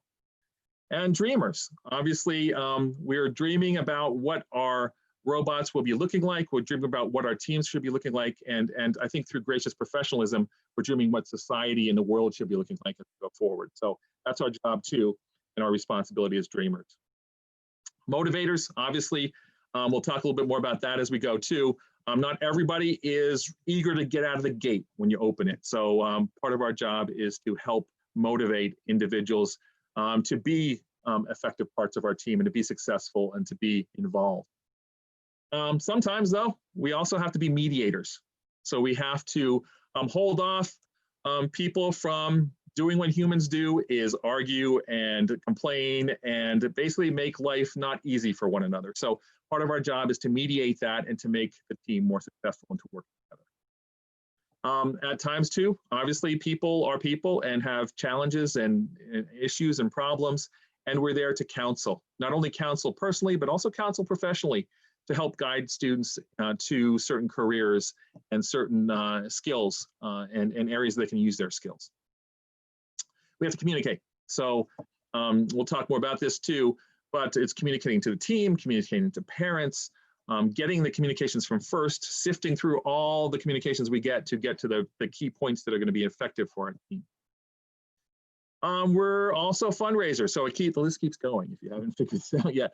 We're fundraisers too, so we are raising money for our teams to sustain them, so we find various things to do to raise money. Speaking of money, we're money managers also.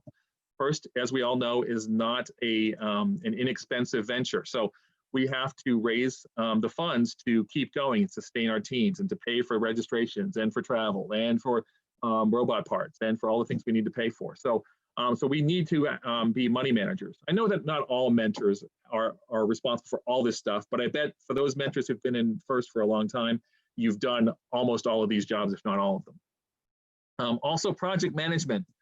So we have a lot of different things that we need to be doing, and we have a very short time to be doing them in and be successful. So being a project manager and juggling a lot of things is important. We have to coach. So FIRST is a sports team in a way. It's the band. It's a very committed activity, and we're working with youth. So youth need to be coached, and sometimes we need to be coached as mentors. But coach is another role that mentors have. We need to cheerlead. Not everything goes well. Not everything goes the way we plan it, and so we have to bring the team up when they're down, and when we're excited, we can cheerlead. And so that's another job that mentors have to do on a regular basis. Now some of the fun ones. So Uber driver. So I'm sure that almost all mentors have driven students home, have driven students to the meetings, to the school, to catch the bus to go to a competition, to go get food, to go to outreach events. So we're constantly driving people places, and so we are also Uber drivers. We're travel agents. So that's my wife Jeanette. But we are, as we go to competitions, we are working to make sure that we can get the team from point A to point B in the least expensive, most safe way we can do it. So we are all at some point travel agents. We're food deliverers. And I can tell you a little story here briefly. Our first year in FIRST, which is 1999-2000, we didn't know what we were doing, like most teams don't when they're first year. And for almost every meal during our build season was either pizza or subs or hoagies. And it got pretty sickening after a while, but it was the most convenient thing to get. And we just alternated for the whole season. But anyway, food deliverer is another role that the mentors have. Volunteer, obviously, many of us have other roles besides FRC mentor, and there's a lot of volunteers in the FIRST mentor grouping. So thank you all for volunteering. Parent. So sometimes we're actually parents of students on the teams, and if not, we're their surrogate parents on the teams. And just like parents, some days are great, and some days we have to get, and some days it's tough love, right? So that's the way most teams work. Friends. So hopefully for all of us during and after FIRST season, we just build more strong friendships, and those friendships can absolutely last a lifetime.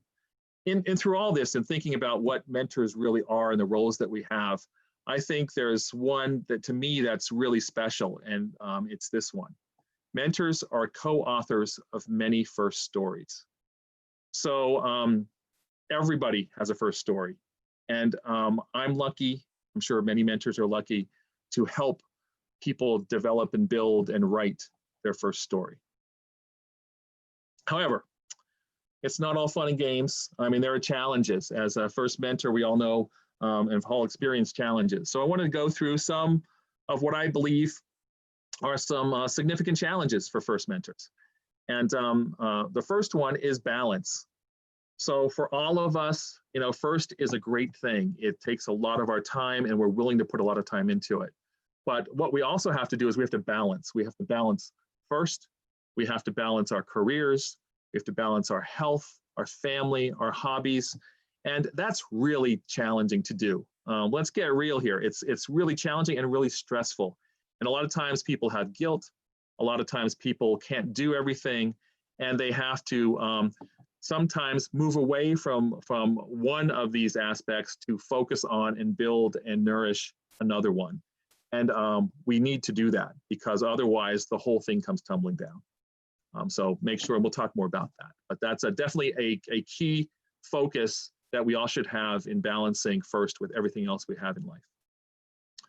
So as mentors, one of the things we have to do, and it's a challenge, is we have to get information from FIRST and sift through it. So new mentors probably look like this young girl, and the water hose of FIRST information is on. And it's tough. And in fact, it's not only new mentors, it's returning mentors too. There's just so much information. When I started with FIRST, it was maybe an email, maybe a website you had to go to, and that was it. Now there's so many different forms of information. It comes so fast in so many different formats that it's really challenging to figure out exactly how you need to navigate that. But for new FIRST mentors, it might very well feel like this.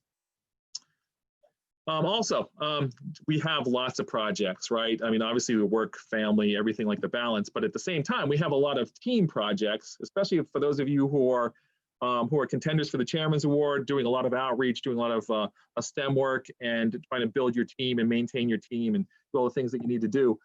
It's a lot of place to spin. And so we're always trying to spin plates and trying to keep all of our projects going effectively and not have any disasters. So that's a big challenge trying to go forward. One of the biggest challenges, and I'll say over my career as a FIRST mentor, is think back about all the relationships and all the challenges. The biggest challenges, and I'm sure many of you might be able to attest to this too, is dealing with parents. And we all have to do it. It's challenging. Sometimes it's really challenging, but we have to find ways to be professional, be gracious, and deal with the issue that we have, that the parents have with whatever. And I know many of you out there have had to do this on a regular basis, and I give you kudos because it's not easy to do, but it's important to do to be successful with the FIRST team. School politics. So I know that from our team, we're a community team, like I mentioned, we're not affiliated directly with the school. So that gives us some advantages. We don't have to deal with school politics like many teams do. Obviously, there are politics in everything that we do, but this is an area I'm sure that really is challenging to some. Mentor conflicts. So we all have those. Anytime you put a bunch of mentors together, you're going to have potentially some conflicts. Hopefully, the conflicts aren't as challenging as this one looks to be. But we have to deal with the students, we have to deal with the parents, and we have to deal with the mentors, the other mentors. It's like we never get into conflict like that, right? Anyway, that's something we have to, that challenges us too as mentors. Motivating students. So it's great. Sometimes you get students, obviously, that are just fantastic, and they'll go do whatever. New students who don't know the culture, don't know what FIRST is all about. It takes a while, and sometimes, it doesn't work out. But motivating students is another challenge that we have to deal with all the time. And I've noticed over the years, I don't know what it's like for everyone, of course, but there are ups and down years. Some years are very difficult to motivate, and other years are much easier. So hope it's your easy year coming up. Also, teams, FIRST is expensive, right? So maintaining financial sustainability of your team is really important. And it costs a lot. And I know now with the COVID situation, sponsorships might be tighter. We might lose some sponsors. So sustainability of teams is really important right now. And so we need to do what we can. And FIRST is obviously trying to do what they can to help teams out in this very challenging time. But this is a key role of the team. And then keeping our team members safe. So, we go places, we have equipment we're using, we have a lot of students, sometimes with nothing to do, but trying to keep them safe, not only students, but the mentors too, as we travel, as we go to new areas, as we go to new places and do new things, is a responsibility that each of us has as a mentor. So those were some of the challenges. I'm sure there are lots more, but some of the challenges that I've experienced in my FIRST career. So I'm going to try to look at ways to provide some answers to some of those challenges. And however, disclaimer, I don't have all the answers, and nobody really does. And based on my experience, I'm going to just give you some ideas of how to address them. So this is an interesting slide, and I want to spend some time on it. he's probably first saying, what does this have to do with the first team? Well, I know a lot of teams consider they operate their teams like businesses, like companies. And so if we're going to operate our teams like companies, at least try to, then we should use business solutions to resolve some of our team challenges. Because if our team's like a company, companies are solving problems like this, like we have in different ways. So how do we use that to help our teams? This particular slide was one that I came across a number of years ago. Daniel Pink, who's an author, you probably heard of him, he presented to the Society of Human Resource Management at the annual conference. And this was what I got, really the best thing I got out of that conference that year, is that employees have an agreement with employers at their companies. And the agreement has changed over the years. So 25 years ago, the employee, it was a hierarchical relationship. The employer was kind of down at the bottom and the employer was up at the top. And the employer would provide loyalty to the employer, and the employer would provide security to the employee. That was the agreement.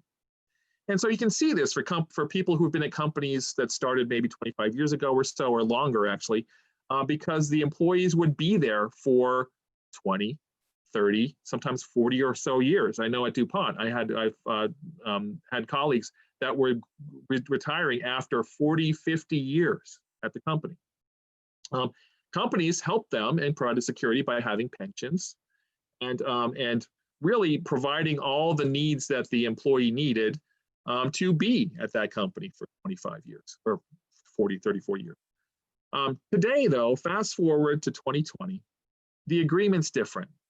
It's not hierarchical, it's lateral. And the employee provides talent to the employer, and the employer provides opportunity to the employee. I'm just going to have you think about that for a minute, because that's really different, and it's really powerful to understand the difference in the employee agreement. And what does this difference do? So what it means, really, if you kind of boil it down, is that today's employee agreement is more like a free agency. The employer is trying his or her best or their best to retain the employee through projects and through what they need to have done as a company. And the employee says, give me an opportunity, I'll stay. Don't give me an opportunity, I'll go get one somewhere else. There's less pension, it's more of a portable 401k. And so employees can move. And right now, I don't know what the average is today, but it's probably 2 or 3 years that an employee stays in one job. So you see how that happens. So I use this because I want to share that if we're thinking about our teams as companies, and the employee agreement today is this talent opportunity agreement, we have to be thinking about that as we build and try to sustain our teams. And this not only goes for the students, it goes for the mentors. So what are the opportunities we're providing to utilize the talent that we have and to grow in the talent that we have? So based on that, I'm going to talk about a couple things in terms of how to solve some of our challenges, and have security, expectations, opportunities, and how to get help. So to start with, it first provides some great resources, as we all know, but you should make sure that every mentor, well, everybody on your team really, students and parents, make sure that they are part and go through and understand and create an environment for the youth protection program that FIRST provides, because it is there to help all of us and keep us all safe, all of us. And so as a responsibility as a mentor, you have a lot of safety responsibilities, and FIRST is really helping out for that. So just know it, understand it, use it. And this is from Daniel Pink too, and it's not only when you're looking at trying to create a safe environment. I think the youth protection program talks about creating that environment. And this is just some ways, and again, it's corporate, so they're thinking about it in terms of a company, but you can see when reading through this that it really helps us understand and create, I should say, an environment that is open, is trusting, and people are willing to bring up issues. So lead with questions, not answers. And I know a lot of mentors, I read a lot of Woody Flowers finalist essays that do this, and that's fantastic. They're not telling the students what the answer is. They're asking the question and having the students think about it. They're engaging in dialogue and debate, not coercion. It's not saying, come in here and just do this. let's talk about what needs to be done and what's the best way to do it, and engage your team members. Everybody makes mistakes. So we want to conduct autopsies without blame. We learn a lot from mistakes. So without making mistakes, we wouldn't learn as much as we can. So by doing that too, it's saying it's okay to make a mistake, and we'll learn from it, we'll move on. And then building red flag mechanisms, which that means if there's something going on, something happening, something brewing, that it will come to leaders' attention, mentors' attention as quickly as possible so that we can do something about it. The worst case is if people don't bring it up and it gets to be a bigger fire than it originally was when it started. So by doing these things, you create an environment for team members to speak up when they identify problems. And that's what you want. You want people to let you know so that you can do something about it. So this really comes into when you do these things and you get to, is really knowing thyself and knowing how you individually react to some of these situations and challenges, but also knowing your team, and knowing how your team is skilled at it or not skilled at it or new or experienced, and what their skills are and how they can help resolve the situation and help the team move forward. Now, if you look at companies and corporations, a lot of companies do personality tests and trying to understand the person and how that person interacts with other people. Now, I'm not saying you have the capability or the funds or the technology to do all this stuff with your team, but think about it, because there are online personality styles tests that you can do pretty quickly, get an idea. So there's things like DISC. These are just some examples. Myers-Briggs type indicator. You can probably find online. You can quickly do. And my company, we use something called Predictive Index. And what this does, there's 4 different criteria. The nice thing about it is it's a 5-minute quick test. And with it, it really is pretty good on the nose of what motivates and drives people. Now, it's supposed to be focused on work, and it does cost some money. So if you are part of a company or have access to it through a company, I know our annual memberships provide as many tests as you want. So we haven't done it for our team yet, but I'm really thinking about doing it for our team, because it does provide some tools on how different types of personalities or motivations can communicate better with each other. That's the same thing for some of the other tests here. And I'm sure you guys have some others out there that you might have used in your business or your company or personally that would be helpful too. But if you have some of these tools, I'd suggest that you might try to use them and understand your team better. As a team and as a challenge for mentors, don't bite off more than you can chew. It's too easy to do that. And we all know people who will say yes to almost everything that's asked of them. And at some point, we all just collapse over all the things that we say yes to. So if you know your team, know thyself, know thy team, you can make sure that you don't bite off more than you can chew, and you can deal with the goals that you have. Also, I mentioned the balance. We need to stay healthy as mentors. And we know first is a challenge to health in a way, because we eat pretty poorly most of the time. We don't sleep as well because we're thinking about how to be better and solve the robot problem in the game. We have a bunch of people we're responsible for and making sure we're on the right track to complete the robot in time so we can go out and compete well. So we're always thinking about all this stuff, and it puts a lot of stress on us. Diets are worse, and we get less sleep. So our health is at risk. So make sure you stay healthy through the season and before the season, because just like putting an oxygen mask on in an airline when you're on an airplane, for you to be healthy allows you to help everyone else be healthy. And so please consider that as you go through a first season. And regarding help, so there's a lot of places to get help, but ask for it. Don't hold off and say that I can do all this stuff myself, because you can't. I mean, first, it's very complex. There's a lot of things involved, especially if you're a team that's doing a lot of outreach and have fantastically competitive robots. So get help, and you can get help obviously from parents, alumni, friends, students, other first team. But I want to add something to just go get help if you need it. I mean, that's really a good piece of advice. I mean, how do you do that? But one thing that I'll suggest is when you go get help and try to get results for that help, ask specific questions, because telling somebody specifically what you need might help you get that help. I had a situation a couple of years ago with our parent group. We have a boosters group, and that group, I had a lot of plans, a lot of thoughts, a lot of committees to form, to do a lot of projects, and but you need leaders for those projects, and so if you're going to do them well. And I asked the parents if they wanted to, who wanted to lead this project. It's an exciting one. Let's go ahead and do it. Parents didn't want to lead anything. So what do you do? So you kind of have to get them to crawl before they walk. So and we had a lot of new parents. So what I try to do is ask more specifically, narrow in on what you need. So what do you need? How much effort will it take? When do you need it? Can it be done virtually, or do you have to be present, physically present to do it? And what's the value to the team? So some of these questions, if you just kind of compartmentalize and communicate them right, you'll get people that are, oh, I can volunteer for that. It's not going to be much time, or I can volunteer for that because I have some time now and you need it next week. And it's a really huge value to the team and what it will mean to the team. So by drilling down a little bit more and asking specific questions of the people you're asking to help might get better results. This is a great quote. I love this quote. So plans are useless, but planning is essential. Dwight D. Eisenhower.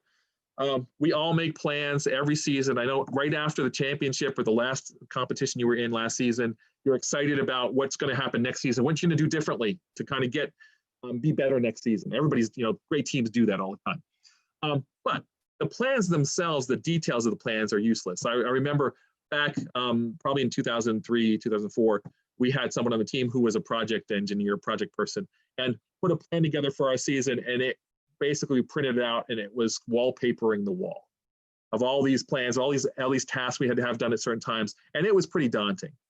And we didn't use it. It wasn't effective. But what was effective is the process of going through it and understanding what we had to do, because we had milestones. And as opposed to saying, we have to get this done in the next 5 minutes, it was, we have to get all this stuff done by next week. It made it much easier to kind of see what the path is without getting caught up in the details. So I suggest you do that. In fact, Mo has put together over the years some successful and not so successful plans. And obviously 2020 took a right turn because of COVID, but we every year, some of us try to get together and put together a plan. And one of the things that we're not very good at is getting buy-in from the whole team. So we have to work on that going forward. But this is an example of just on a one page, you can put together a lot of different goals and plans and details. You can see how it does connect with a corporate kind of objective statement, but it does work fairly well if you lay everything out and what you have to do and what your focuses are. It really focuses you and prioritizes what you need. Another thing is just setting expectations, and we hear this all the time, but setting realistic expectations to your team. And so expectations for students, for mentors, and for parents. What is it that that they're expected to do and at what times, and to be a contributing member of the team. So with expectations also comes accountability, and accountability is the key because it's the glue. It ties commitment. I mean, we have a lot of students that come in, they see the robot, if they're new, they get all excited, say, oh yeah, this is great. I'm gonna give all my time up to build this robot. It's gonna be fantastic. But then it's like when it comes time to really be accountable, it's like, well, yeah, I have this to do. I have to study and then do and work on these on the midterms today, and then tomorrow I have tennis practice, and tonight I have to do this. And then they're not. Are they really committed? And are they really accountable? So one of our jobs as mentors is how do you hold people accountable? And I think a big part of it is just going through the whole process of setting up expectations, making sure that you hold people accountable to the results, and you be very clear on what the consequences are if they don't have the commitment and get the results. And so this is a tough one. So sometimes you have to say, if you do not do A, B, C, D, which we talked about early on, then maybe you're not a good fit for the team. I mean, that's really hard. But by telling the consequences and sharing consequences of not doing certain things, you're very clear as to what is expected and what you need to do to maintain consistency on the team. And it's only fair to the people that do follow and are accountable. Now, to do all this, it's not very easy. So you have to have difficult conversations. And as we all know as mentors, if we're not very skilled at having difficult conversations, things can go south very quickly. So this is a book I've read a long time ago. It's a great book. It's an easy read. to learn more about the dynamics of conversations and why they're difficult. And it's about emotions, it's about values, it's about the personal attacks or not. And so it gives you a lot of good advice as to have those conversations in a way that's not negative to the individual that you're talking with. Okay. And with those conversations, obviously what you have to do is you have to have effective communication. And not only just communication, but effective communication. And effective communication is that I'm sending out a message to you, I'm encoding it in how I give it to you, and I send it out, and then you decode it and you interpret it some way. And then I assume that you've interpreted it the same way I sent it and intended it. But you need to get feedback to make sure that the message is right. And the message is something that you intended to send to the recipient. How we do some of this and how teams do it, I mean, so set expectations and then you send the message and check it, is through a student contract. We have students and parents required to read it and sign it up front, and many teams do this, I know. Obviously, keeping communication avenues going. We have regular monthly parent meetings. We have a boosters channel on Slack that we constantly communicate on. And then having a code of ethics. I know a lot more teams, this is great to hear, a lot more teams are having code of ethics now and coming up with their code. What is their values? What are their values? What are their ethics? And that sets the tone. That is the culture of the team. And if people kind of buy into that, then they're buying into expectations. I talked about opportunities before, the talent opportunities. So we're all here to give students opportunities to grow. Now, students and any first team is similar to just a normal distribution. So you have people that are to the right of this distribution that they're taking the initiative. They're going to come on here and they're just going to hit the ground running. They're going to go. So you want to give them roles, give them things to do, give them things you really need to have done, and let them go. So that's a good percentage of the population. Hopefully, it's a good percentage of your team population. But then on the other end of the normal distribution, there are people that are there. Who knows why they're there? They might be there because their parents see that there's $80 million worth of scholarships that First makes students are eligible for through First. And that's why their parents push them there. We've had a couple of those. I'm sure maybe you have too. So the question for that group is, do you pull them along or aren't they a fit? You kind of have to understand and assess the situation and determine what to do about that. And then you have the majority of the people that are in the middle. They're there, they're excited, but they might not be as much, they might not have as much initiative as the people on the other end of the spectrum. So how do you do that? How do you really have to motivate? That's where you motivate. That's where you push them forward, and hopefully you learn enough about them and what drives them and motivates them, get them towards the initiated end of the curve. But anyway, this is the way I see most First teams. And the nice thing about First is this is from Society of Human Resource Management. And some of you might have seen this, but how do you teach people where they retain the information? And First is perfect because it's not just lecture, it's not just reading and demonstration. It's practice by doing an immediate use of learning. So when you get somebody in First and you get that middle of the bell curve, if you can, just bring First through and you expose them to First and they do the things that First requires of them and teams require of them, they will get it and they will retain it. And that's the beauty of the First program. It takes that middle group and it moves them to the top of that group. So do all these things, no problem, and you have a successful team. So obviously it's not quite that easy, but we're all in this, and some of you that are in this for decades, thank you. And it's been a joy really to go through some of this myself. And I wanted to talk a little bit about the joys, and every person has a story about this. And I'm going to talk about a couple people that are on our team that went through this. So this is Andrea, and Andrea was a student on our team, and she's probably joined when she was a sophomore. She was motivated, but she really got motivated when she went to outreach events, talked about the team. When I saw her passion on the team, just like finding opportunities, she was kind of promoted to one of our Chairman's Award presenters. And when she did that, she was on our Chairman's Award presenter team that actually won the Chairman's Award. This is her at the Atlanta Championship in 2007, wearing her prom dress, her Mo prom dress, and she actually presented the Chairman's Award in that prom dress. And there's her Woody signing her dress. So it was finding the passion and moving the person to the right role so she can be successful.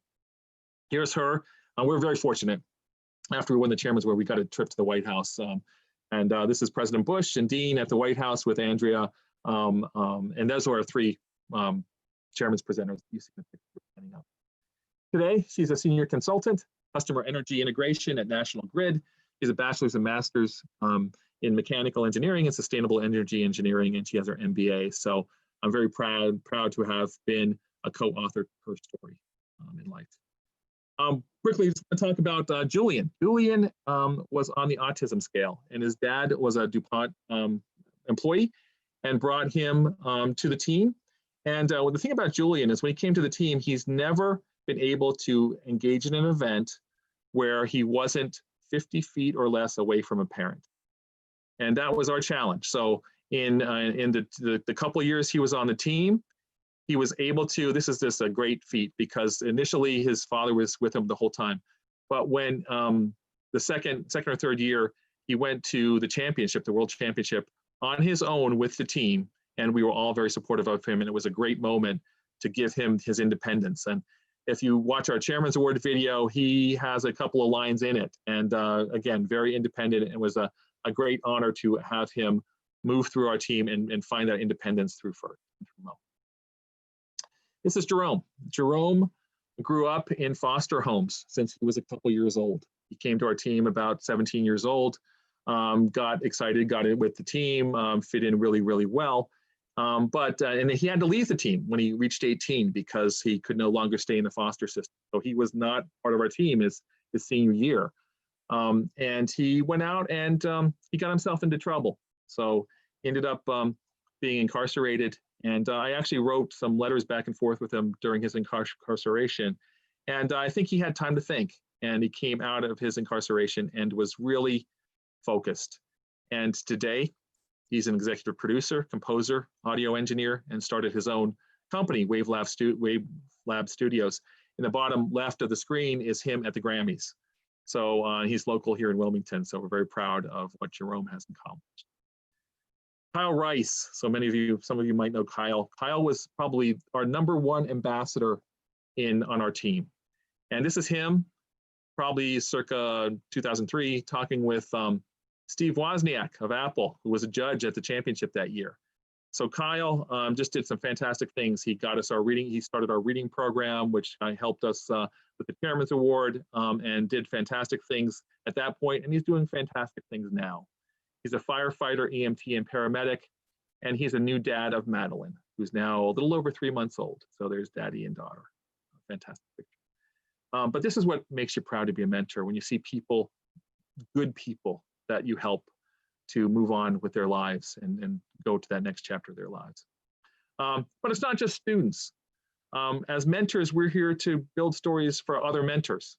And this is Joe Parado, he was one of the founders of our team also, winning the Woody Flowers Finalist Award. And what a great moment to see a colleague be recognized that way.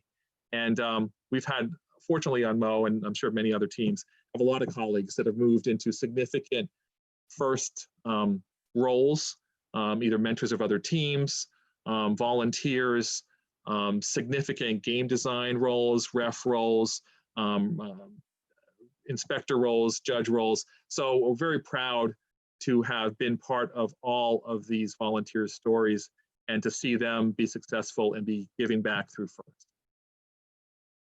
So as you can see a lot of joy, and there's even more joy. I'll just give you a little bit more joy from my experience, and then we can take some questions. But this is our team. This is one of my favorite pictures of our team a couple of years ago. Just having fun, just being joyful. Obviously, another couple of joyful moments. I'll go through these fairly quickly. But one of them is our second year out. We were paired with the Beatty Beast, Team 71, and won the national championship at the time. And that was a fantastic moment in Disney, Orlando.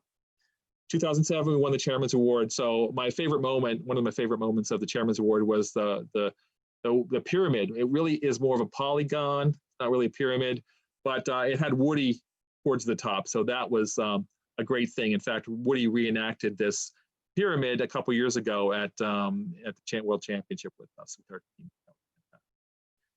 And we mentioned we went to the White House, and this is just giving President Bush one of our jerseys. The guy there, the student there looking on, is Matt. He is actually a SpaceX engineer right now. So if you all, hopefully you all saw the SpaceX launch a couple weeks ago, but hopefully, you know, he was, I think, connected and involved with that. We all, as mentors, have special matches, like specific matches. And the longer we're in first, the more detailed we probably remember these matches. But this is my favorite match in 21 years. And you can go look it up. It's actually, the video on Blue Alliance is not great, but it's in terms of quality. But it's the finals match 2 in Philadelphia Regional 2008. And I love matches where teams demonstrate resilience. And I won't go into the details here, but it's a match that really hit me with how resilient our alliance was. And it's a fantastic match. When I start watching it, I just have to watch the whole thing. And it just brings back some fantastic memories. So we were partnered, just for completeness, with Miss Daisy 341 and Chuck. Actually, it's not existing anymore in first, Team 84 at Philadelphia. Other joys in my first life were my daughter's kindergarten class, going there and doing an outreach event and actually taking them coloring books that our students put together. So that was fun. My family. So my kids, I was a first Lego League junior mentor, first Lego League mentor, and FRC mentor. And I had 1 year when they were both on the team in 2015, and that was a special moment because when I started out with first, thank God to my wife, Jeanette, my children were 1 and 3. So without her, I wouldn't be here. We wouldn't have done this. And we do fun things. So kids learn, teach us things. And if you don't know, this is a T-pose. I had no idea what it was before people started doing it, but I learned.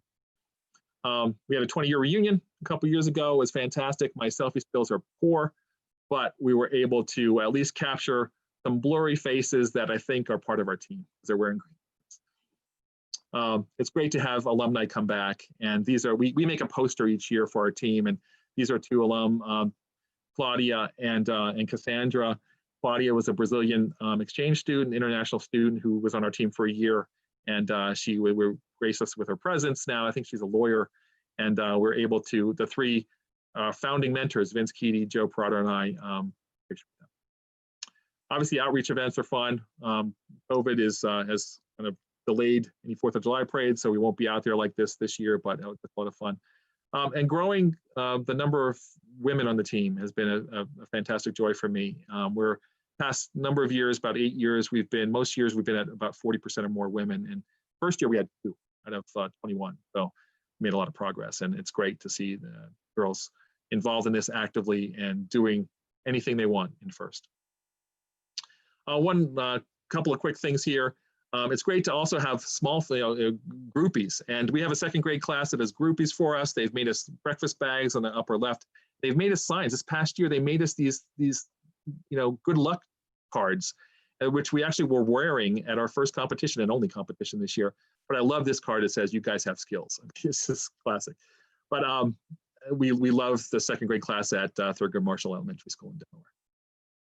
But what gives me the most joy on a regular basis is just going into the lab during build season and seeing everybody focused and working together to come up with a fantastic contraption at the end of the year that we compete with. And this is just an example of us in our lab working. So that's us. That's 365. We're gracious professionals. We make grandmothers proud, and I hope you all do out there too. We have fun and realize that truly great mentors are hard to find, difficult to part with, and impossible to forget. A couple other things, and this is thanks to Coco Ed Patterson. Never get so busy making a living that you forget to make a life. We all are making lives every day when we're mentoring with first. Because what we do is we build good people. And we build lots of people every year. And again, remember that we are co-authors for a lot of first stories. And I'm sure you guys have a lot of them, and I'd love to hear them someday. Given that, I think I'm going to end this, but before that, the mentor, the quintessential mentor for first is Woody Flowers. I just want to say thank you, Woody, for everything you've done for us. Your legacy lives on in us and in First, and we will never, ever forget you, and we miss you. So just like Woody would do, I've put this in. I'm not going to talk about it all, but just to show that I read. I have a lot of things here that I've read, and I would recommend them to you, so it'll be in the presentation and you can get it. And that's about it. So thank you for your time, and I hope if there's any questions, I'll be happy to take them. Yep. So thank you for that. That was a really insightful presentation. I really enjoyed it myself. Now on to the questions. So first question. So what's your most favorite memory of being a mentor? Like I said, there's a bunch of them. And then this is the great thing about First. There's so many of them. I mean, sometimes it's helping an individual student, and our goal isn't to get that student to be necessarily a Dean's List winner championship. It's to get that student to progress from where they came in at. We had students come in that didn't know the difference between a regular screwdriver and a Phillips screwdriver. And when they left, they could fix their parents' appliances. I mean, so that is a win. And the most I guess the number one thing, I mean, you know, winning the Chairman's Award, it's just a fantastic experience. And you know, you work so hard. I know the teams are out there working really hard, and it's so challenging. And every year it gets more and more challenging. But just that second of hearing your name called when they call the Chairman's Award, there's nothing quite like it. There's nothing quite like it. Yeah. Next question. What's your biggest lesson that you learned from failure? From failure, I think the biggest lesson, and if you've come to the chairman's chats, I've said this before, you get cocky when you're successful. And First just started regionals, regional chairman's awards, and we applied when the first year was a regional chairman's award, we won one, and it was like, oh, this is great, we're awesome, you know. And but you're not really all that awesome. And what happened is the next year we just kind of kept going. We thought we'd just do the same things, do more of them, we'll be fine, without really thinking. And we were doing it for the award. We weren't doing it because it was the right thing to do. And that year was a tough lesson, but it was a good lesson because it taught us that why we want to do this, why we don't want to do this for the Chairman's Award. We want to do this because it's the right thing to do, and our team members are excited about doing it for our communities. When we got that mindset, it changed how we looked at the Chairman's Award. The Chairman's Award was a secondary thing that we put together because of all the other things that we wanted to do. That was a hard lesson, but it was a necessary lesson, and it really changed our trajectory as a team. Yeah, definitely. Next question. So since there's so much going on around the world, COVID-19, race relations, and more, what are you doing to help your students cope through this time? Yeah, so that's a good question. You know, I think part of it is just being there, is being accessible. When this all hit, the first thought was, and we have students, like I said, from all different schools. So there's not like school messages coming to students and things like that. So first off, just everybody just needs to do what they need to do to be safe. So we kind of gave everybody a little bit of time to just kind of get into whatever new pattern they were into.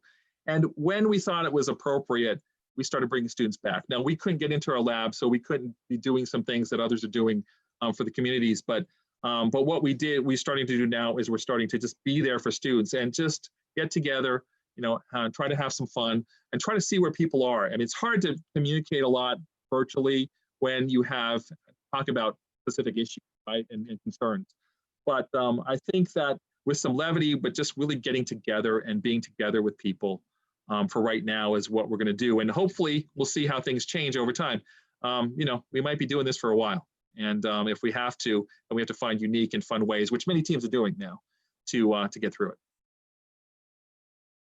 Yep, thank you. Next one. What's your favorite season of FRC?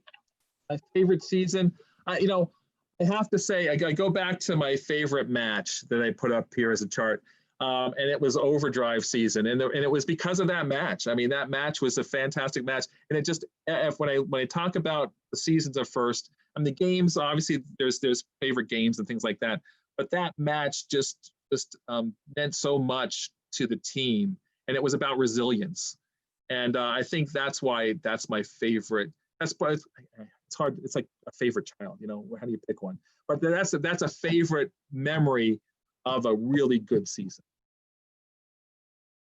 Yeah, resilience is pretty important in everyday life. Yeah. Sure, you bet. So during these times, what keeps you motivated and moving every day? You know, I'm right now we're in the process of we go out at the end of our school year, which is like May, June, and we go to high schools and we recruit. Now we aren't able to do that because the schools were closed. So we're doing recruiting virtually, and it's exciting for me because I get to really talk to new students and parents, and we're doing it all via Zoom, about FIRST, and many of them don't even know about it. And it's because we go to different schools and we pull new people in every year. So to me, it's exciting to really be showing students what FIRST is all about and their first experience just by showing some videos and talking about the program and things like that. That's exciting to me, and I can see the potential in these students from the beginning. That's what I really enjoy doing at this point in time. Yeah. Last question, I think. How do you avoid burnout after 20 years? What is the greatest new challenge you're facing right now? The new challenge is to keep it going. I mean, it's, it's keeping this thing, and it's those of you who are mentors out there and, going through your decades of mentoring, it's ups and downs. I mean, the reality of being a mentor is that some years you're great and you're like, I'm pumped, I'm going to keep going and do this forever.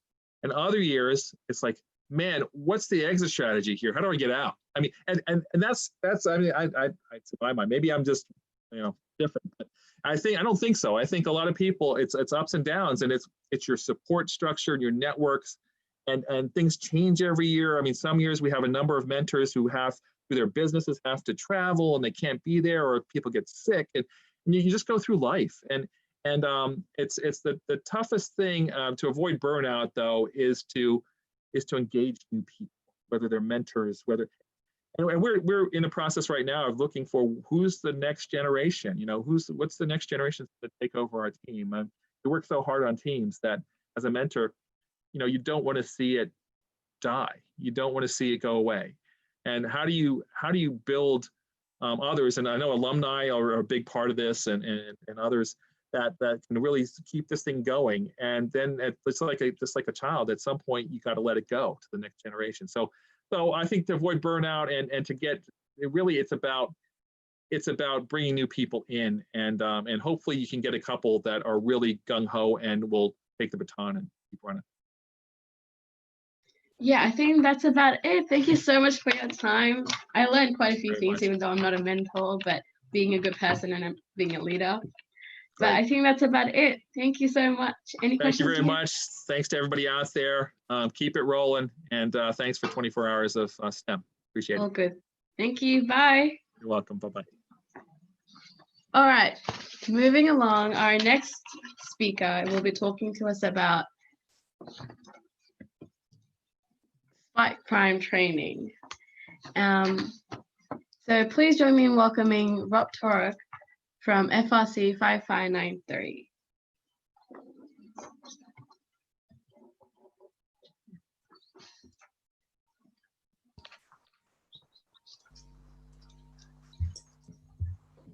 Yep, hello everyone. Hi. Hi. So we have people from Team Apollo and Dev Robotics, is that right? That's right. Yeah, how you guys going? Well, thank you. Good. Yep. Good. Everyone's excited? Yep. Yeah. Yeah? All right. Do you guys want to take it away now? Yep, we can do that. Thanks very much. So my name's Rob, and I'm a teacher and a mentor with Dev Robotics here in Tasmania.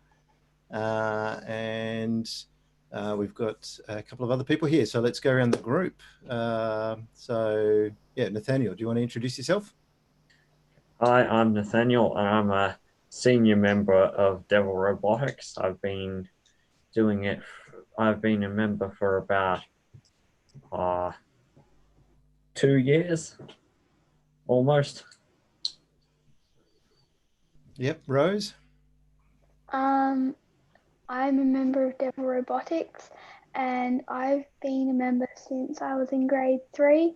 which I'm now in grade 8. So that will be, it's quite a while now. Yeah. Yep. And Eden and Isabel?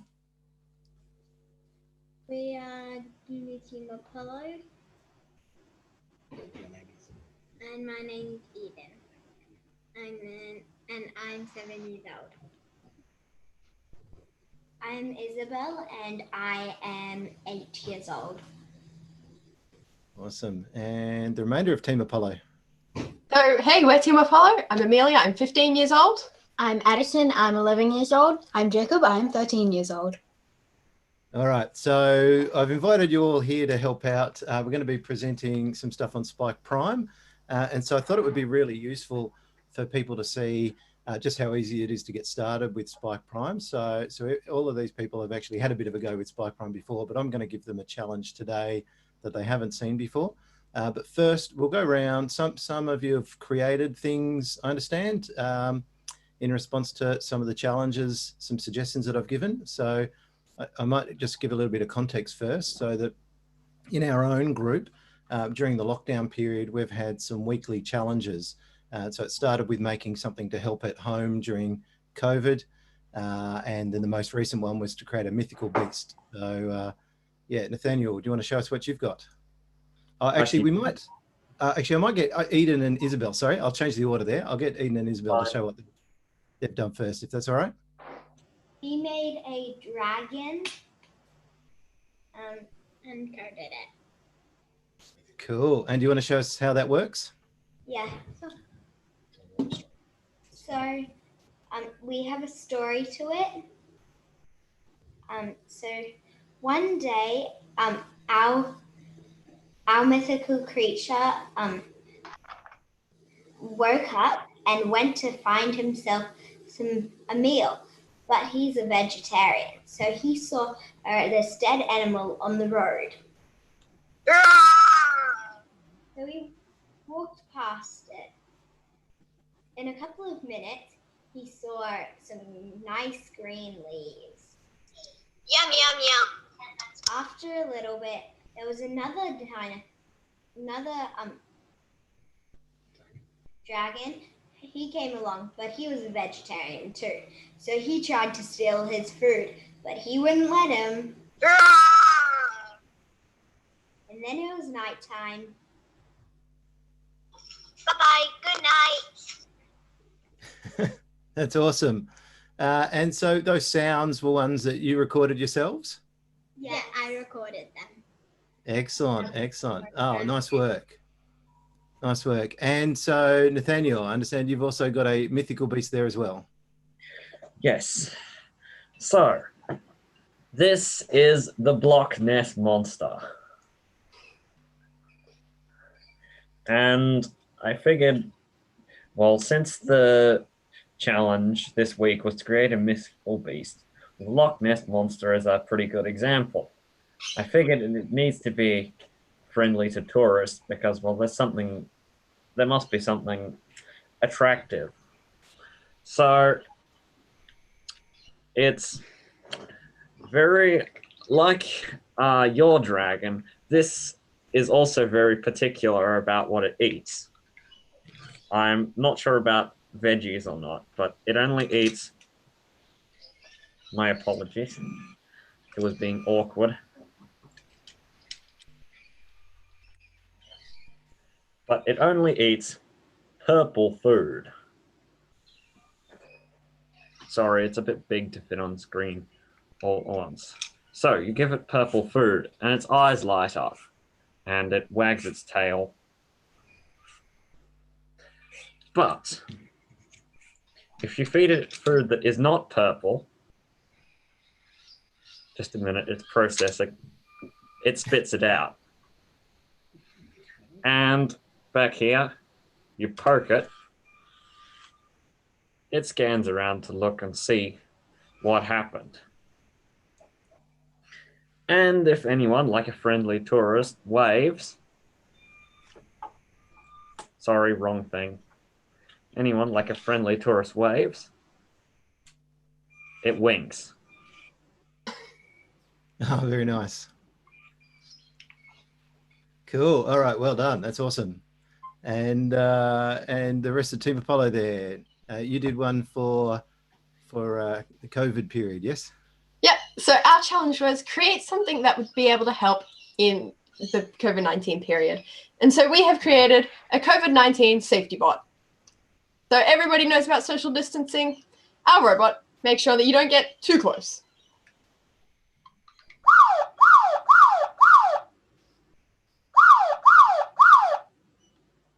Cool. That's awesome. All right.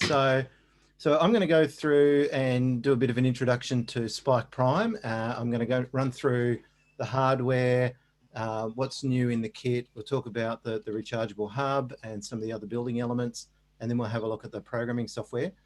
So while I'm doing that, I've got a challenge for you guys, and then we'll check back in with you in a bit. So what I would like you to do is to build some kind of fan. So something that spins around. You might want to make it hands-free. So as you guys are aware, and we'll run through with everybody else in a moment, there are a bunch of different sensors. So you might want to think about what sort of sensor you might want to use to activate your fan, and then how you might want the fan to behave. So you're going to need to use one of the motors to make something spin around. Are there any questions about that challenge? Sounds good. Yeah, Sounds good. All righty. So if you could just mute yourselves, and then we'll check back in. I'll see how you're going, maybe in about 20 minutes or so. All right. Awesome. So while that's happening, what I'm going to do is I will just talk a little bit about the rechargeable brick here. So the idea is that with the rechargeable brick, this is equivalent, I guess, to the EV3 brick. And the WeDo, it's probably important to know where this sits compared to EV3 and the WeDo. So the WeDo is really sort of geared more for sort of 6 to 9 year olds. I'm sort of pitched around sort of grade 2 to 4, that sort of territory. The Spike Prime is more sort of grade 5 to 8. And then the EV3 brick is probably sort of from there up to year 12. I've been using the EV3s with grade 5s and up. If I was sort of starting now and I didn't have any EV3 bricks working with grade 5s and 6s, I'd be using the Spike Prime. If you're familiar with the EV3 and you've used it in, say, FLL or something, then I guess, you know, we'll look at some of the differences between the two bricks and where there might be some advantages and disadvantages of using Spike Prime. So, for example, on the display here, when we turn this on, and I guess that's one thing to note as well, is when you turn on the Spike Prime, turns on really quick. So those of you familiar with the EV3 would know that takes a lot longer. You'll notice there we've got the 5x5 grid display. So that's obviously different from the EV3. I think this was 100 pixels by about 64 or something like that. So this is easier to see what's going on, but you've got less resolution. So displaying a text message or something takes a lot longer. But I think, you know, in certain situations where you're not right next to the robot, it's going to be easy to see what's going on because of the nice bright display, as opposed to the EV3, which didn't have a backlight. So we've got the ports there. So these are the same connection types as the WeDo. There are 6 ports compared to the EV3's 8. The difference being that with the EV3, there were 4 inputs and 4 outputs, whereas with the Spike Prime, all 6 ports can be used as either inputs or outputs. So that gives you a bit more flexibility. So potentially you can have more sensors or more motors than you would have been able to have. The other thing to keep in mind too is this has got a built-in accelerometer and gyro sensor, 3-axis accelerometer and 3-axis gyro. So it's quite nice what you can do, and I'll demo that in a moment. The battery pack is a little bit smaller, I think, than the EV3. Doesn't have the option of using AA batteries, and it recharges while it's in the brick. So that's a bit different as well. now as well, but the capacity is pretty similar to the EV3. Overall, the volume, it's about half the overall volume because it's a little bit shorter and narrower and not as tall.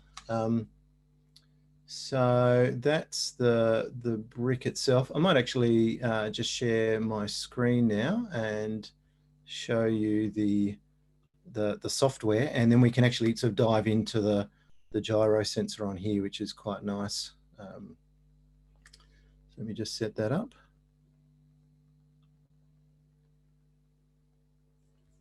Okay, so hopefully you can see my Spike Prime window. Could I have one of my helpers give me a thumbs up whether you can see my Spike Prime screen? Okay, cool. That's encouraging. So this is what you come to at the start. I'll sort of give you a bit of an overview of this in a bit, but for the moment, I'm just going to go into a new project. You see we've got the choice here of word blocks or Python now. We'll just use word blocks for the moment. And I'm going to connect my brick. So I'm going to connect by Bluetooth. So I'll go to connect. I'll choose connect via Bluetooth. I will turn my brick on with help. And then I'll press and hold this little button in the top corner once it's on. And that starts sending out Bluetooth. That then a little window came up on my computer, which you wouldn't have been able to see, sorry, but that just sort of connected, picked it up. And now we've got this little green light up here on the dashboard. And if I click in there, we're going into the dashboard here, and you can actually see it says your pitch roll. And so if you've worked with model planes, you might know what that means, but otherwise you're probably going to do it by experimenting.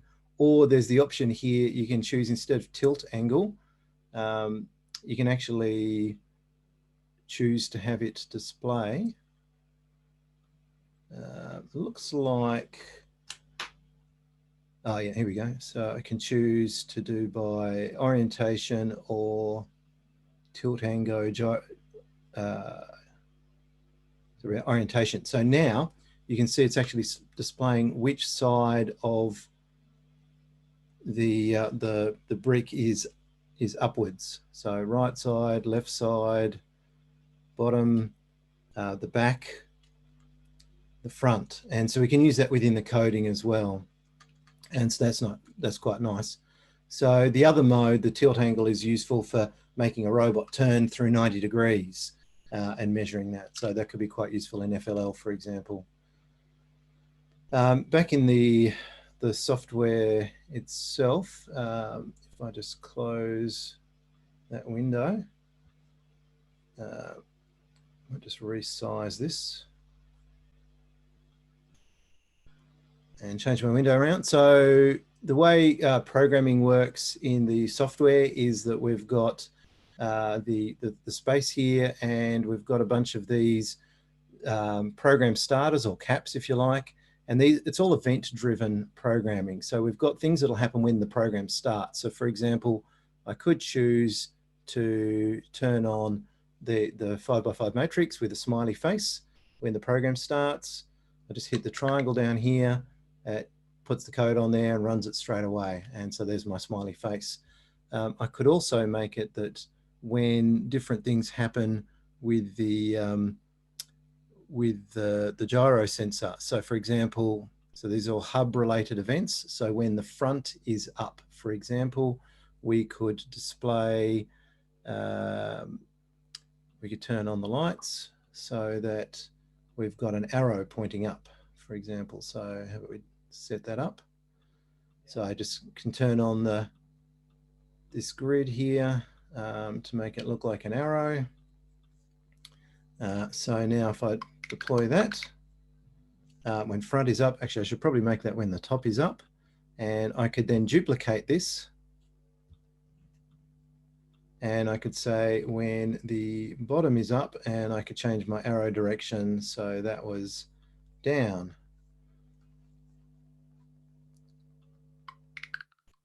So code is on there now. When we're pointing up, we've got the arrow up. If I flip it around, the arrow keeps pointing up relative to us, but it's pointing down on the programmable hub. So you see that's actually flipping direction there as I turn this around. So similarly, we could have different events based on sensors. So I might just introduce the sensors at the moment. So we have got the touch sensor here. So I guess a couple of things to note compared with the EV3 sensors. So we've got the EV3 touch sensor here. So this touch sensor was just on off, whereas the new one for the Spike Prime actually measures force in newtons. Sorry, are you sharing a screen that says other than like welcome to Spike Prime? No. So that's just what you're sharing, right? Oh, that's a bit of a problem. All right, so how about I stop share and I will resume share again.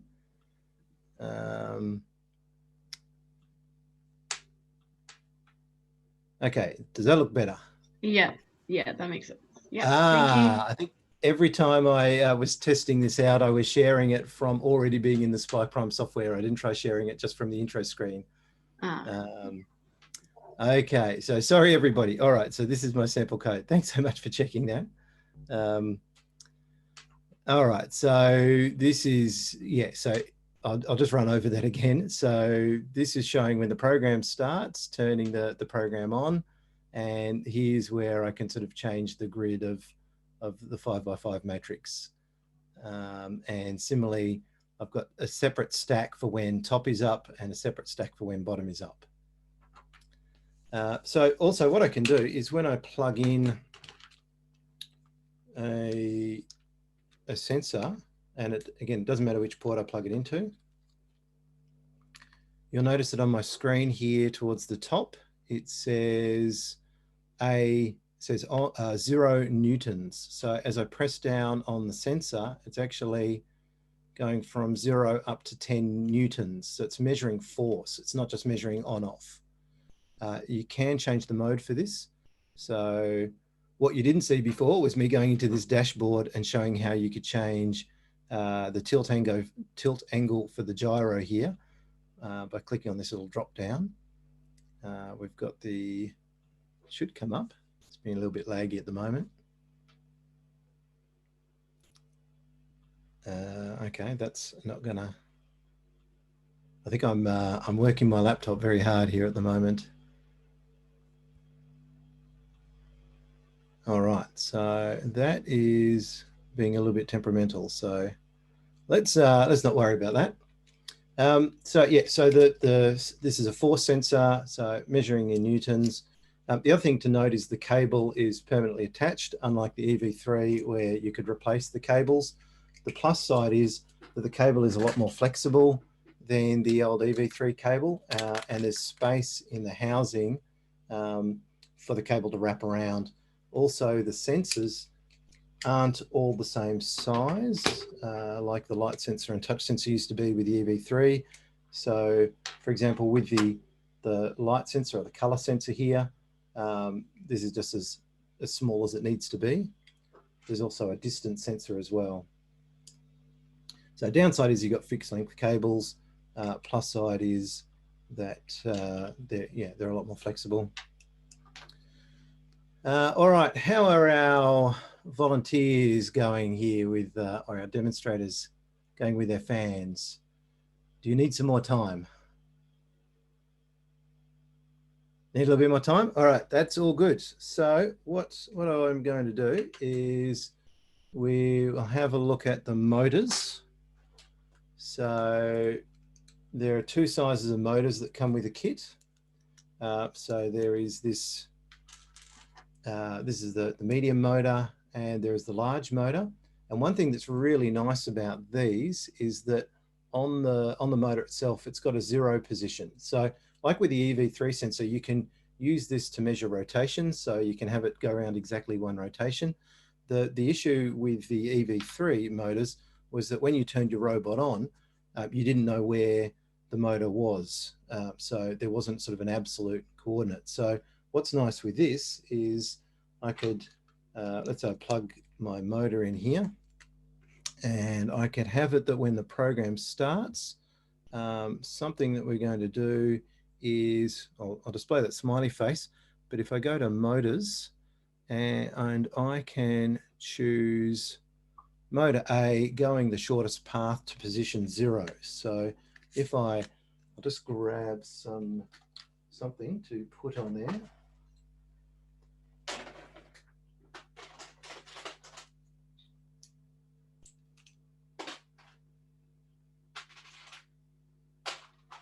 All right, so just grabbing a beam and a couple of connector pegs, and I will attach a little arm onto the motor, and I'll have it lined up with the 0, for example. So let's say that's the 0 position that we want.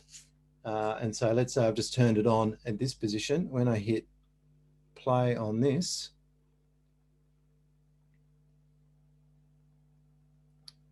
it's going to download that, and the motor moves to that position. So we could have it that, let's say we want that always pointing up, and let's say I just attach this on. So another thing to point about the motors is that there's loads of connection points, and same for all the sensors as well. There's stacks of connection points, so it's really easy to attach things on. And so I could make it, for example, that as I move the hub around, this is going to change its position as well. So I could say go shortest path. When top is up, go shortest path to 0.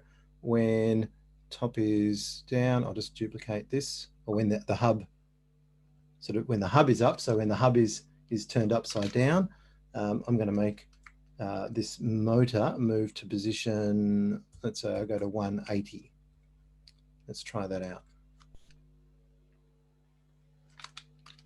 So I'll just run that. All right, so when the motor is up, it's going up. Oh, sorry, when the hub is up, when the hub is down, it goes down. And so that's going to an absolute position. So, you know, that's nice. So if I turn the robot off, turn it back on again, if this is moved, it'll still put itself back into that same position. So a couple of other things while we're looking at the dashboard here is you can manage the programs. Again, I think I'm having issues while I'm on Zoom using Bluetooth. So what I'm going to do is I think I'm actually going to disconnect from Bluetooth, and I'm going to connect up using USB. So I've been in the habit of using Bluetooth predominantly with the Spike Prime because it's been pretty easy, but obviously not up to the rigors of broadcasting live at the same time. So it's just automatically connected when I've connected by USB, and hopefully now the dashboard is working a little bit smoother. So if we go to manage programs,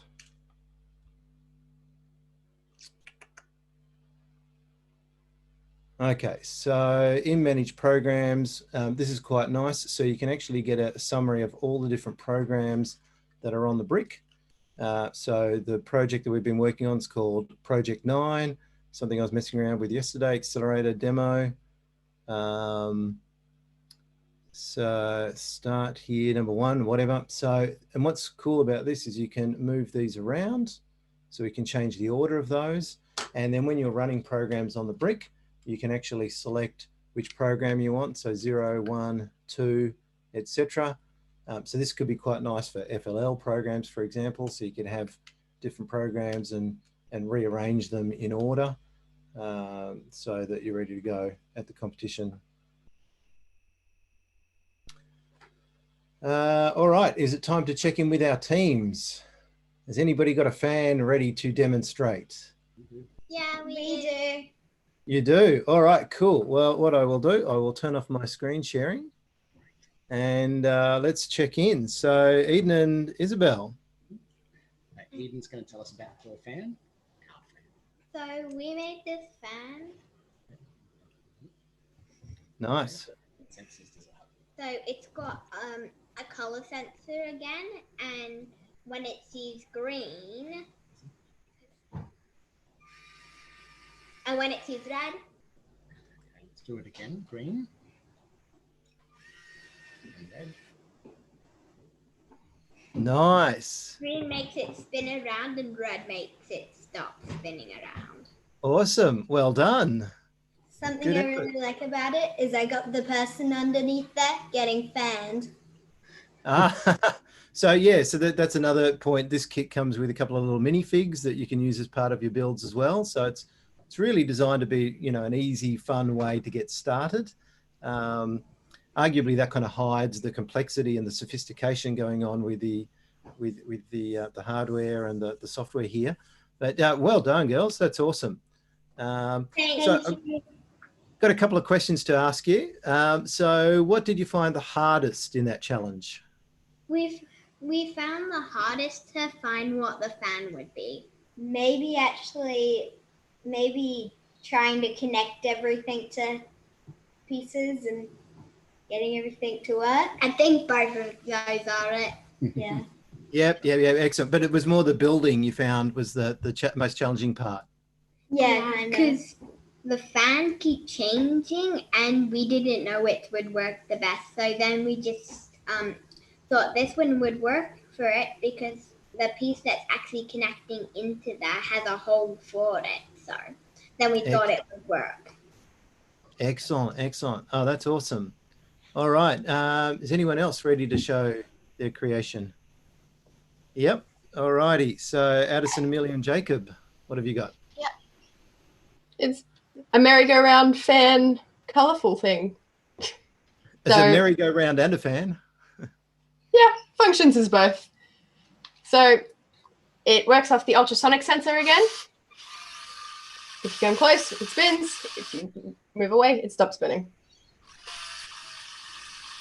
Now, is it just turning the motors on or off, or are you using some sort of speed? Is the speed varying? We did think about varying the speed, but a basic on-off switch is what it is right now. Okay, yeah. No, that's cool. Awesome. Well done. Nathaniel or Rose, you guys ready to share? I'm ready. All right, So, Nathaniel. Fan with the ultrasonic sensor again. And I found these unusually shaped pieces especially suited to it. Yep, nice. And so,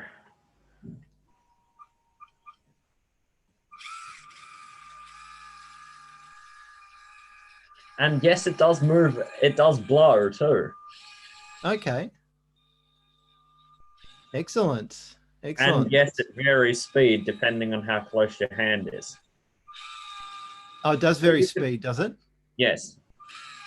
Cool. So we might actually have a look at how that works. Now, you're not really able to share your screen, so I might share So you mine. can hold it up to your face, and the closer you hold it, the harder it blows. So we might need a sort of safety thing that if you get too close, it actually stops, because there could be a safety issue there. And what about yourself, Rose? Do you need a little bit longer? I think you're still muted.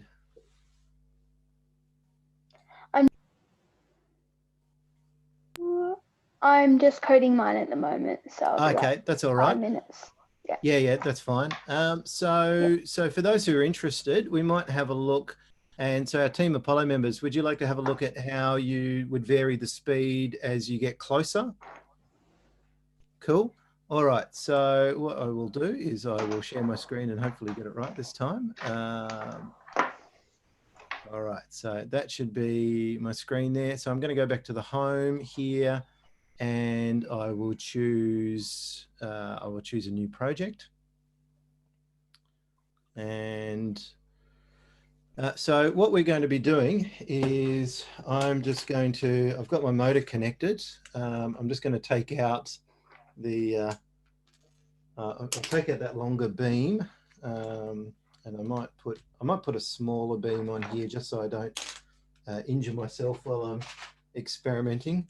And so what we would like is this to spin as the distance gets closer, or yeah, as the distance. So you can see actually just by plugging in the sensors, I haven't even done any building, and you can see on my screen here, I'm already getting readings here showing me a distance. So what I would like is when the program starts, I would like to take the value from the ultrasonic sensor and maybe manipulate that in some way and use that distance to set the speed. So if we look at how you would set the speed, so I've got a block here. So I can set the speed of motor A to 75%. So that number there goes from 100% down to 0% is no movement, or it's off.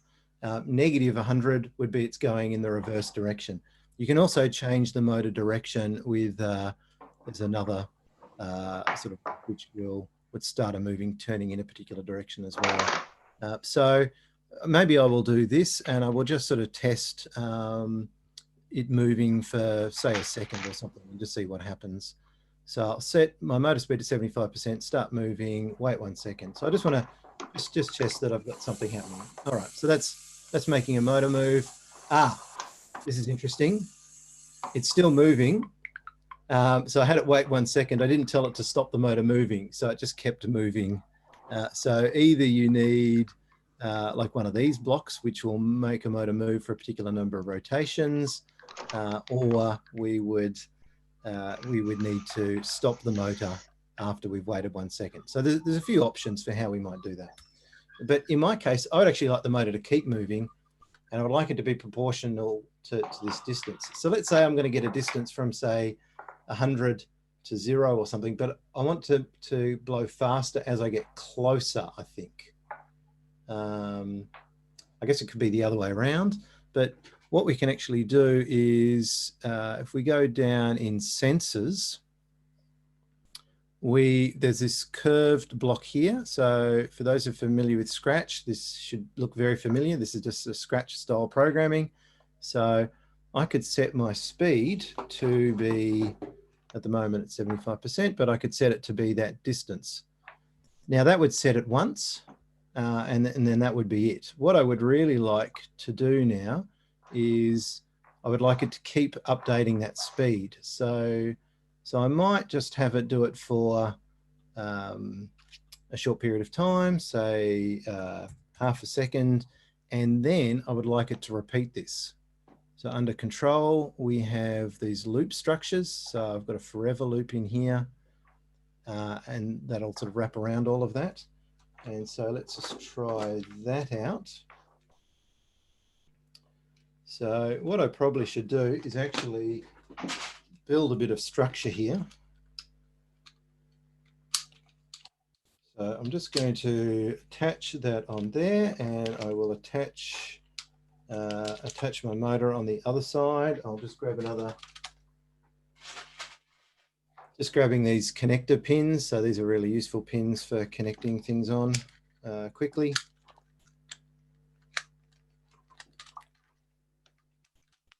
All right, so now I've got you know, so a basic build here with the sensor and the motor. And if I hit run on this, so this one's actually now slowing down as I get closer, and speeds up as I move further away.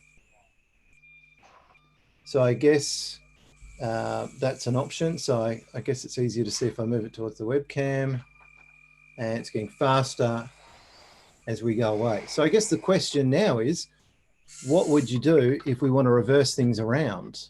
So if we wanted to change it so it speeds up as we get closer, any suggestions? Yes, in the place of the light blue block, put 100 minus the distance in the percentage. Right, so what we need to do is go into the green palette down here, the operators, and there's a subtraction block, and now it'll be 100 minus that distance, and that will flip things around. So that's quite nice as well. All right, so we're getting closer as I get, faster as we get closer and slower as we get further away. Might have to point it up at the ceiling actually to get it far enough away that it stops completely. All right, so that's quite nice, that. All right, well done. So, do those of you who've already done that, do you want another challenge? You want another challenge? Yeah. Yes. Okay, all righty.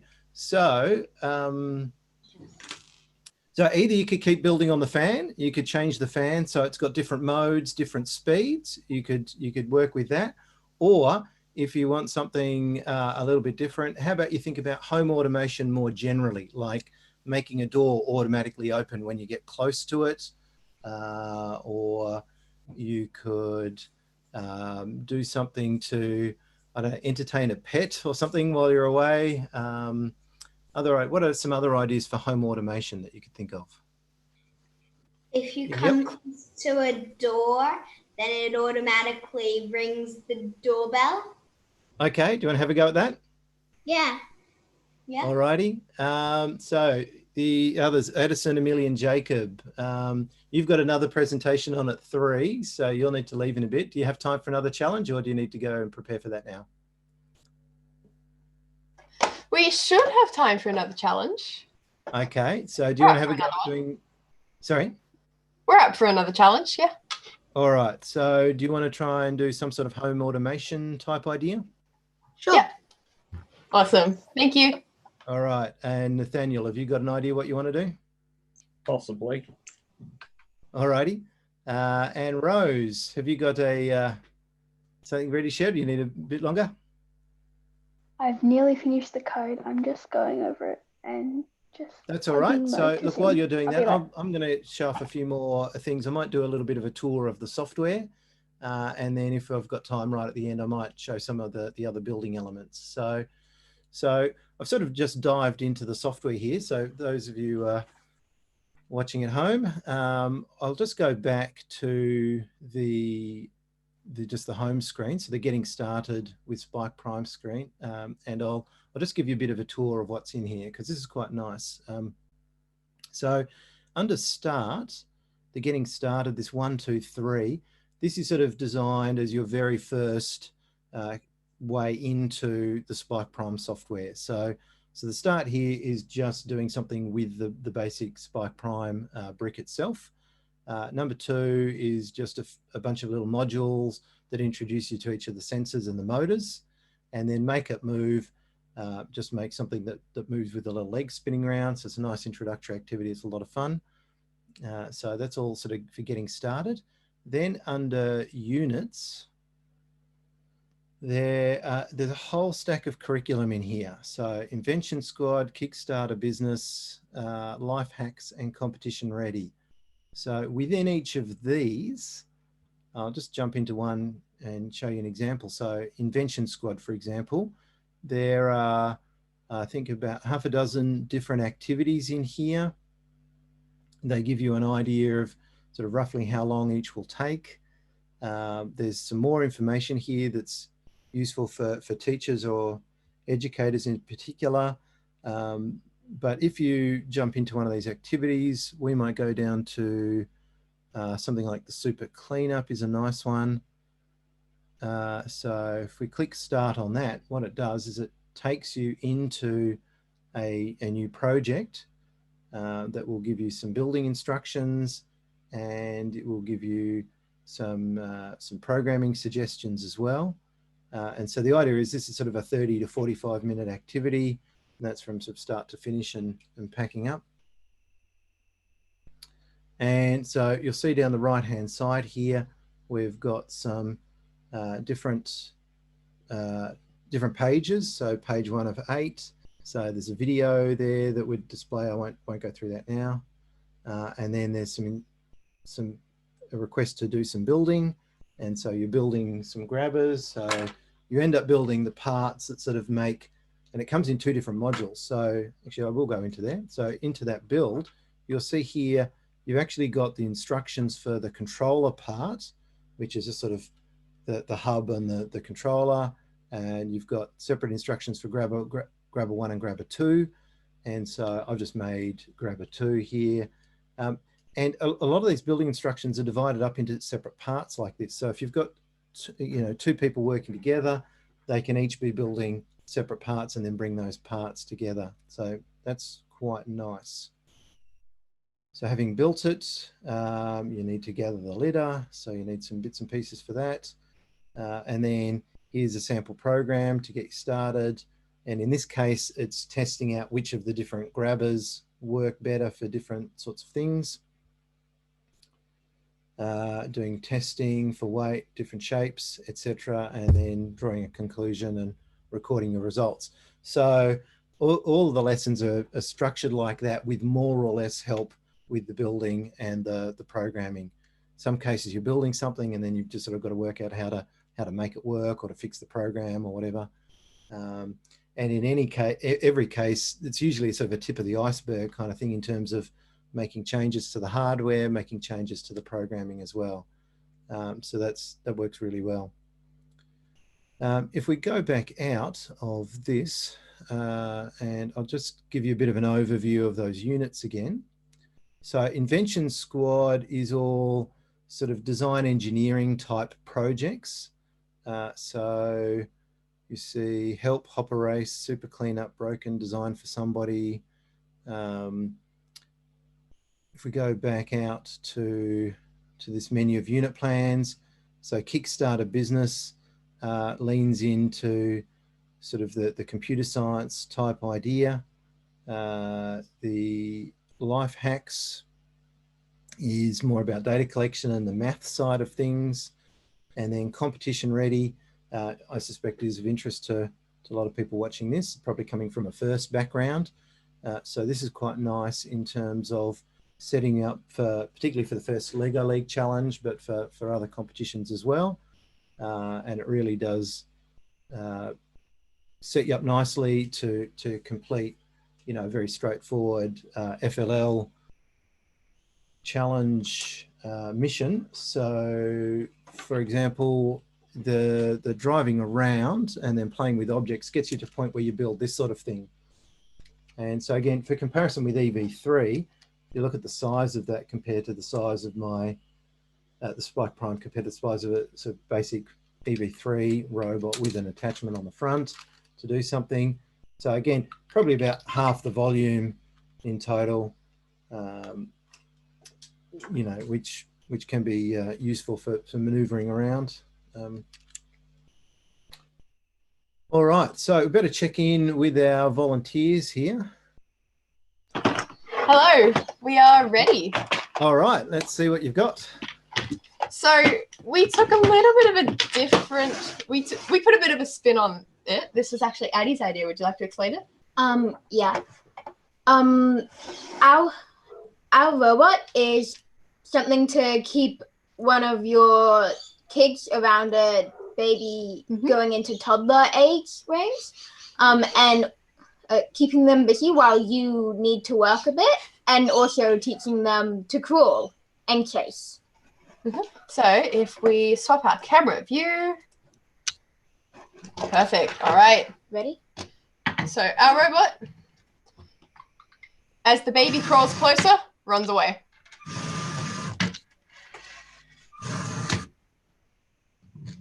Cool.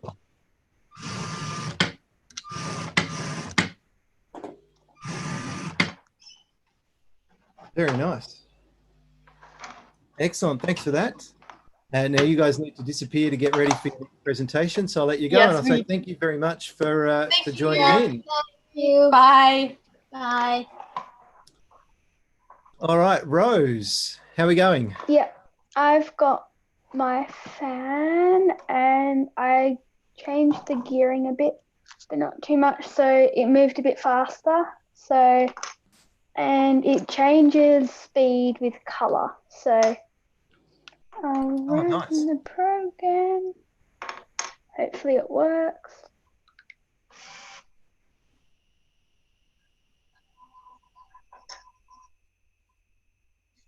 Okay, it's not responding. It only responded with red, but I'm guessing there. I'll just fix that. Maybe there's no. Okay, nearly there. Nearly there. No, that's all right. It's not quite working, but yeah, keep on going. All right. Are you able to share your screen? I'm not sure. That's all right. Yeah. All right. Have a bit more of a play with it. No, I can't screen it. No.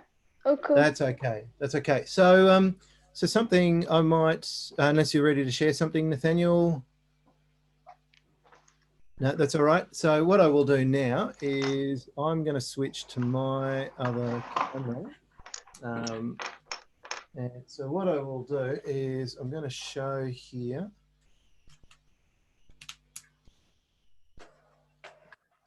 One moment, sorry.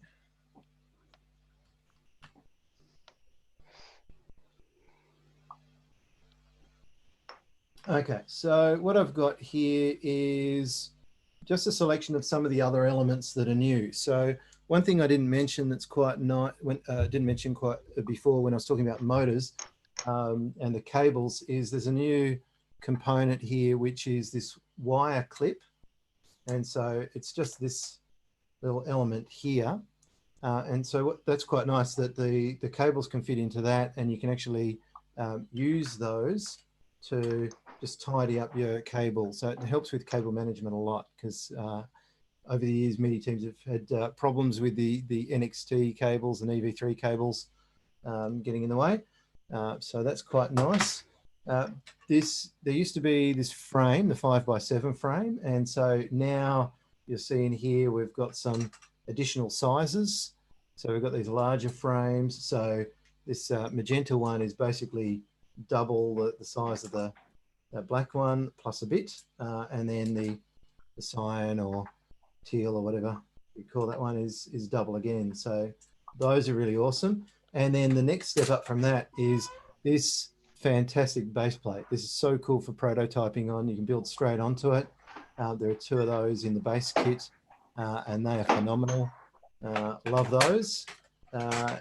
We've also got some new wheels. So this is in the core set, and there are some larger ones in the expansion set as well. They're quite nice. There's a new variation of the caster wheel. So it's similar to what was in the EV3, but this one's plastic. Some people love them, some people hate them, but that's there. Now, I mentioned the H pins before. These are awesome. There's now these biscuits, which, you know, in some ways it's sort of like the complement of the H pin. So it's got the holes in there, and so you can then add those in, and you can do them building, you know, straight off the side as well. And so they're super useful. You know, I've had situations where I've wanted 2 beams parallel to each other with a gap of like 5 or something. These would solve that problem, because I could just use this, and then I can have my beams on each side. I grab a couple of beams here. So if I wanted to build on like that, you know, and I can get that distance, that gap covered quite easily. Another thing that, you know, when we switched from, or way back in the day, from the RCX to NXT, was going from studded building, so your classic sort of 2x4 Lego brick, to Technic. And so there's a piece in the kit now which helps bridge that gap a bit. It's got this cross axle hole in it, which fits axles. It makes it really easy to go from the studded building through to the axles. So it's quite a nice one. And one of the other new parts in here is this size gear. Believe it or not, this didn't exist before. So you couldn't go. There were these beveled gears in Lego. So these ones are sort of fairly common. I think that's like a 20-tooth gear, and this one must be a 40-tooth gear. Now those didn't mesh easily just on a beam like this. The 28-tooth gear bridges that gap. So you can go from a 40 to a 28, and you can go from the 20 to the 28 as well. And so you can make quite nice gear chains with those. And again, span a a distance from one axle to another axle that's spread out quite easily with that gear. All right, so we probably should look at wrapping things up shortly and taking questions. Before we do that, oops. We've got our challenge ready. Nice. Okay. Gonna show us what you've got? Okay, so we have our person, and if she comes more than 10 centimeters, less than 10 centimeters up, the sensor here will tell this one to spin here, and then the door will open. Nice. Now we're rotating like this. She can come in and come back out. Cool. Well done. And drive away. Cool. Excellent. Thanks for that. How are you going, Rose? Yep, it seems to be working. Oh, yep. You got your different colours there? Yep, so it starts with, here it is, my fan, the 2 gears, so it goes faster. So it only starts with the red brick, so if you have to start it, and then the yellow brick, it should slow down. Yep, it's starting to slow down. And that's all I got to. I was going to do multiple colours, but didn't end up doing that. So, yeah. All right. Well done. Fantastic. Thank you. And Nathaniel, what have you got? An alarm clock that turns the lights on. Ah, nice. And makes a beep. So at present, it's only got an alarm time of about 10 seconds, but that's as much as practical. So to set it, you press the button here and it counts down. If you're asleep, you wouldn't see it, but anyway. And then when it gets to 10, turns the lights on. Nice. And makes loud beeps. Very good. Very good. Cool. All right. Thanks for that. Thanks for everyone for sharing that. You're welcome to hang around for the questions and answers. There might be some questions for you. I don't know, but we'll find out. Do we have any questions? Yep, we do. Before that, I would just like to say that was awesome. I mean, like, who doesn't like Lego? So first question, would you recommend using Spike Prime? What are the differences between Spike Prime and EV3 and their benefits? Right. How early was that question asked? Because I have talked about that a little bit, but I guess oh, yeah, sorry. Was that a recent question or was that early on in the hour? I think that was pretty early on. That's all right. Yeah, I guess it depends on what you're using it for. I think if you've already got EV3 kits and they're working, there's probably not a huge reason to change at the moment. But there are some things that are really nice that I really wish EV3 had. So I build robots for use at demonstrations at exhibitions. Where I've got lots of people coming through, and they've got to be really robust and they've got to work every time. And that being able to zero it and know where zero is, and I think for FLL that's really useful. Being able to get an arm that's in the right place and not have to rely on lining everything up perfectly before you hit go. Is really nice. The absolute zeroing. The cable management's quite nice. Being able to build more compactly, I think, is going to be a big advantage for some strategies. Yep. Yep. Another question. So from Mr. D, he says, I teach at a low socioeconomic neighborhood south of Wollongong. Is there a way that he can start a program with these at his school? Well, again, probably depends on the age group. The cost is, I think, on par. I'm not sure exactly, but I think it's on par with the EV3. So I think if you were starting a program and if you're working with sort of that middle school age, I would be going with Spike Prime, and certainly for our after school robotics group, I'm very happy that we've been working with Spike Prime, and it's been a lot easier for the students have been working at home, our members have been working at home, and I was expecting that very first week we would need a whole lot of training and a whole lot of tutorials, and they just got things made immediately. So it felt like that was a lot easier to get started. I think that's about it. Thank you so much for your time. I really enjoyed everyone's creations. It was pretty cool. Any questions from you guys? No, I think you guys got anything else you wanted to share? Okay, all good. Thank you for your time. All right. Bye. All right, thank you. Bye. Bye.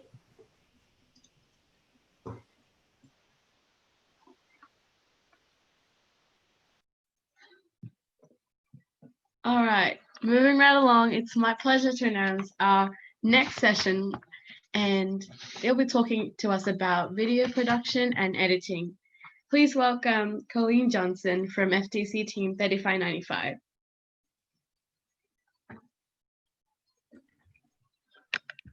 Hello.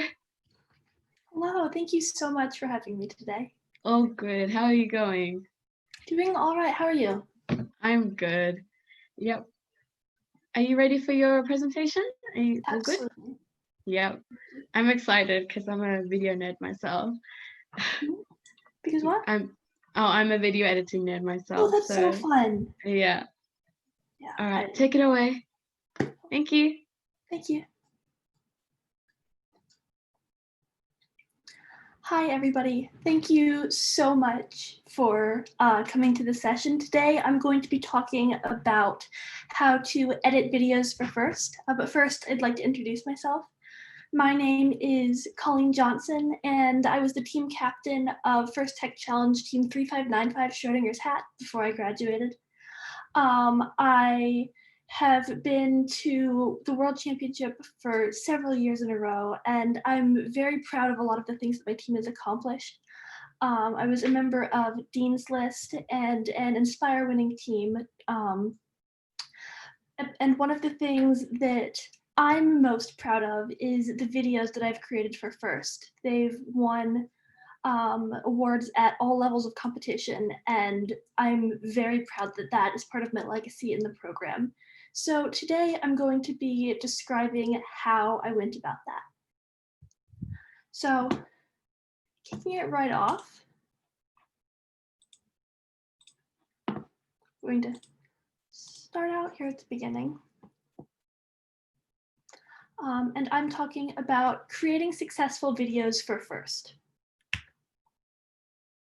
Now in this presentation, I'm going to cover a wide variety of material, everything from more conceptual ideas like story and style, down to the nitty-gritty like quality and editing and music. And then I'm going to finish it off with the message of the videos that you create, because to me, that's the most important part. So jumping right into it, before we get down to the nitty-gritty, it's important to remember why we're creating these videos. And depending on the type of video that you're creating, the why can differ. So I focused on Promote and Compass because I was in First Tech Challenge, and it's very important to have these videos for judging. It helps get your team branding out there, and it means that when the judges are filling out their feedback slips, that you've got all of those boxes checked off. But more importantly to me, it's also a way to give back to FIRST. I grew up in this program and it really shaped how my life has gone. And so I viewed these videos as a way to give back to the community that's been so fantastic to me. I've had videos that were used to create or to find sponsorships for FIRST that have been sent out to the entirety of the MIT mailing list by Woody Flowers and to recruit volunteers. And that to me is really one of the things that I'm most proud of.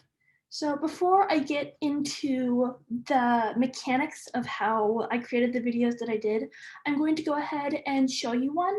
And then we can dissect it, and that will show how I did what I did.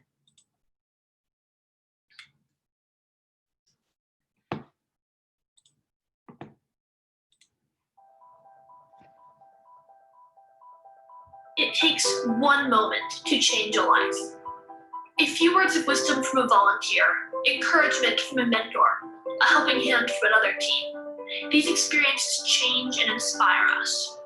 First makes these moments possible. Every season, every tournament, every team meeting, lives are being changed. We learn to design, to build, and to troubleshoot. We discover new passions and new ideas. We learn to think innovatively. We build our confidence. We become part of a community and make lifelong friends. And once we have been inspired by First, we know that we can be part of that change. We can be that helping hand, that volunteer, or that mentor. If we take the time to create these moments for others, we can change lives. And when we change lives, we change the world. This is how we pay First forward.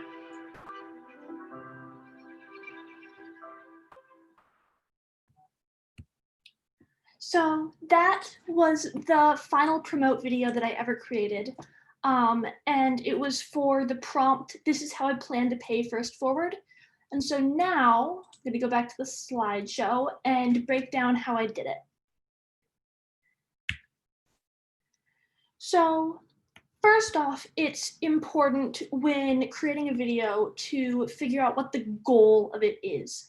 Now, it can be really overwhelming to just be given a prompt or to just have an idea, but it makes sense to break it down into the actual goal. Now, you want to change the style of the video depending on what the end goal of this video is. So for instance, if it's a promote video, it's to promote first, and I want that to be my end goal. If it's a robot reveal video, we want other teams to see our robots and think that we would make a great alliance partner. So again, that's a very different goal. And that's something that I try and keep in mind for the entirety of the time that I'm creating one of these videos. Next, I ask myself what the guidelines are. Again, depending on the different types of videos, there are very specific different guidelines. For instance, the promote videos, which I'm focusing on today, have to be under a minute. Teams have to have rights to any music that they use and rights to all of the clips. And so it's really important to keep those guidelines in mind. The next thing I ask myself is, who is my audience? Now, for instance, a robot reveal video meant to go out to a bunch of teams, a bunch of your peers, is a very different audience than something that is created for fundraising purposes. And so making sure that the content that you are creating is relevant to that audience is important when coming up with a general idea. Once you've considered these, it's important to figure out what you want the story of the video to be. What are you trying to say? And this differs from video to video. Promote is to promote first. Compass is a thank you to a mentor, different things like that. And so you want to make sure that that story is included in all of the different aspects of the video. Next, and kind of tied in, we've got who is this video about? So again, Compass, it's a thank you. Chairman's, you're advertising your team. You want to make sure that these videos are actually applicable to the content that you are trying to make. It's very easy to make a bunch of advertisements for your team. And in doing that, that can kind of miss the point of, say, the promote video, because yes, your team, I'm sure, is fantastic, but it's a promotional video about First. From that point, I move on to asking myself, how do I want the viewer to feel? Both while they're watching the video and afterwards. And so do I want them to feel motivated to go out and join a team? Do I want them to feel inspired? Do I want them to donate to an organization? That ties back in with the end goal and is very important because that emotional connection is really where you get the viewer. Finally, I ask myself, what do I want the viewer to take away? In a week or a month, if somebody asks somebody who viewed my videos, what was it about? I want to make sure that there is something succinct that they can take away.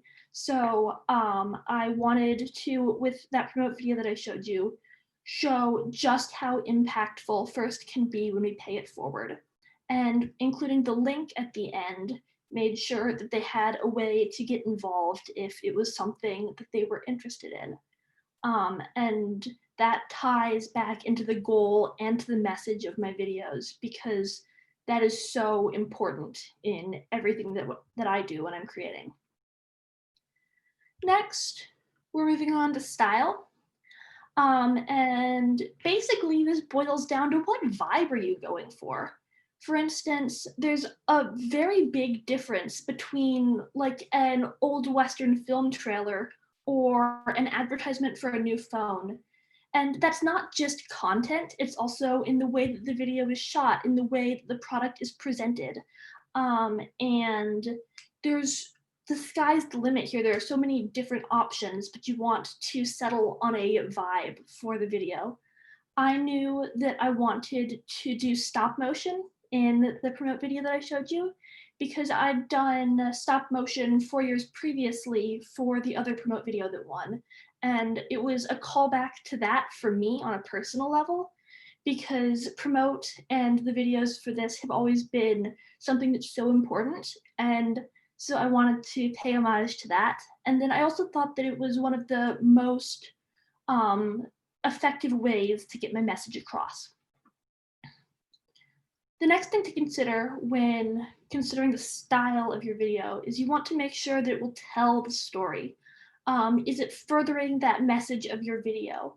Because yes, you can have all kinds of fun editing effects, but if it doesn't fit the vibe, then it's just going to draw the audience out. Next up, it's important to consider whether or not your video will stand out.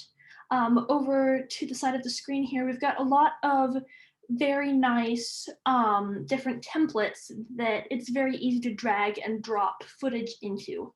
However, when the judges have seen 20 or 30 videos all done with these same templates, suddenly they all start to blend together and your video doesn't stand out anymore. And so it's important to make sure that along with the style and the message, that the look of your video, it somehow differentiates itself from everything else the judges are going to see that day. Tied into that, it's important to consider how you'll actually do it. Now, I mean, I would love to have access to a really expensive camera and a nice microphone and beautiful lighting, but for most teams, that's not the reality. And it's important to make sure that you're actually able to do what you want to do with the resources that you have. Similarly, it's important to consider how long the filming process will take, how long editing will take, because there's so many things to consider over the course of a season, and the more you add on, you just want to make sure that you're able to get these videos done in time for the deadlines. All right. Next, that brings us to planning. So much like robot construction, it's very important to have a succinct, defined goal when it comes to time management. The first thing that I always consider is, what is the goal? What do I want and when do I want it done by? And this allows me to make sure that I'm staying on schedule and that things are going to be done in time for their deadlines. It's also important, if you've got a very large team working on this, to consider who will do what, in the same way that it is important to have different team members working on different sub-assemblies. It's important to make sure that everybody has an idea of what they're doing. And that brings us to my final point, which is test early and test often. Now, it's really easy to come up with some grand plan and how it's going to beautifully convey your message and how it's going to look amazing on the big screen in front of everybody. And then when you actually get to when you're supposed to be filming it, you find out the watercolors that you were supposed to be using just don't show up on your phone, and suddenly that's a full week of planning that you've already done just down the drain. And I mean, that's absolutely a hypothetical consideration, not something that I've ever done, but it really pays to test. Otherwise, you will end up having to throw away weeks of work, and that's heartbreaking. Moving on, this brings us to video quality. Now, there are a wide variety of ways to improve your video quality. The first starts with your camera. And nowadays, everybody's carrying around a really impressive camera at this point. And it's good to make sure you know how to use it to get the best response from it possible. I find that it's very useful to stabilize my camera when I'm working, whether that's with a tripod or if I'm keeping my phone to a stack of books. It honestly depends on the situation, but making sure that you don't have a bunch of shaky footage, because that can very quickly draw the viewer out. That also ties in to quality, making sure that you're filming in the highest quality possible given the resources you have available. Because I know the end goal for a lot of us is to have these videos up on the big screen in front of all of our peers. And if the videos are shot in a lower quality, that doesn't translate as well. That also applies to lighting. Now, in the first stop motion video that I ever made, I was really, really proud of all of the different aspects that I had going on. I was proud of everything that I'd created in that video. And one thing that, in retrospect, I wish I'd done better was focus on the lighting. As I was shooting throughout the day, I didn't realize that the lighting was changing outside my windows. And when I watch that video back now, it's very noticeable. And so that's something that I learned from and fixed in the last video that I created. But it is a lot easier if you have that information now to just not make that mistake in the first place. That brings us to visibility. Again, if you want these videos to be shown on the big screen, it's important to make sure that what you're trying to show is actually able to be seen by the audience. If you've got a lot of small things going on screen, that can be really cool to look at up close, but it's very easy to get lost. And so you want to make sure that what you're showing actually shows up. Moving on to audio, there's also a wide variety of ways to improve your audio just from your smartphone now.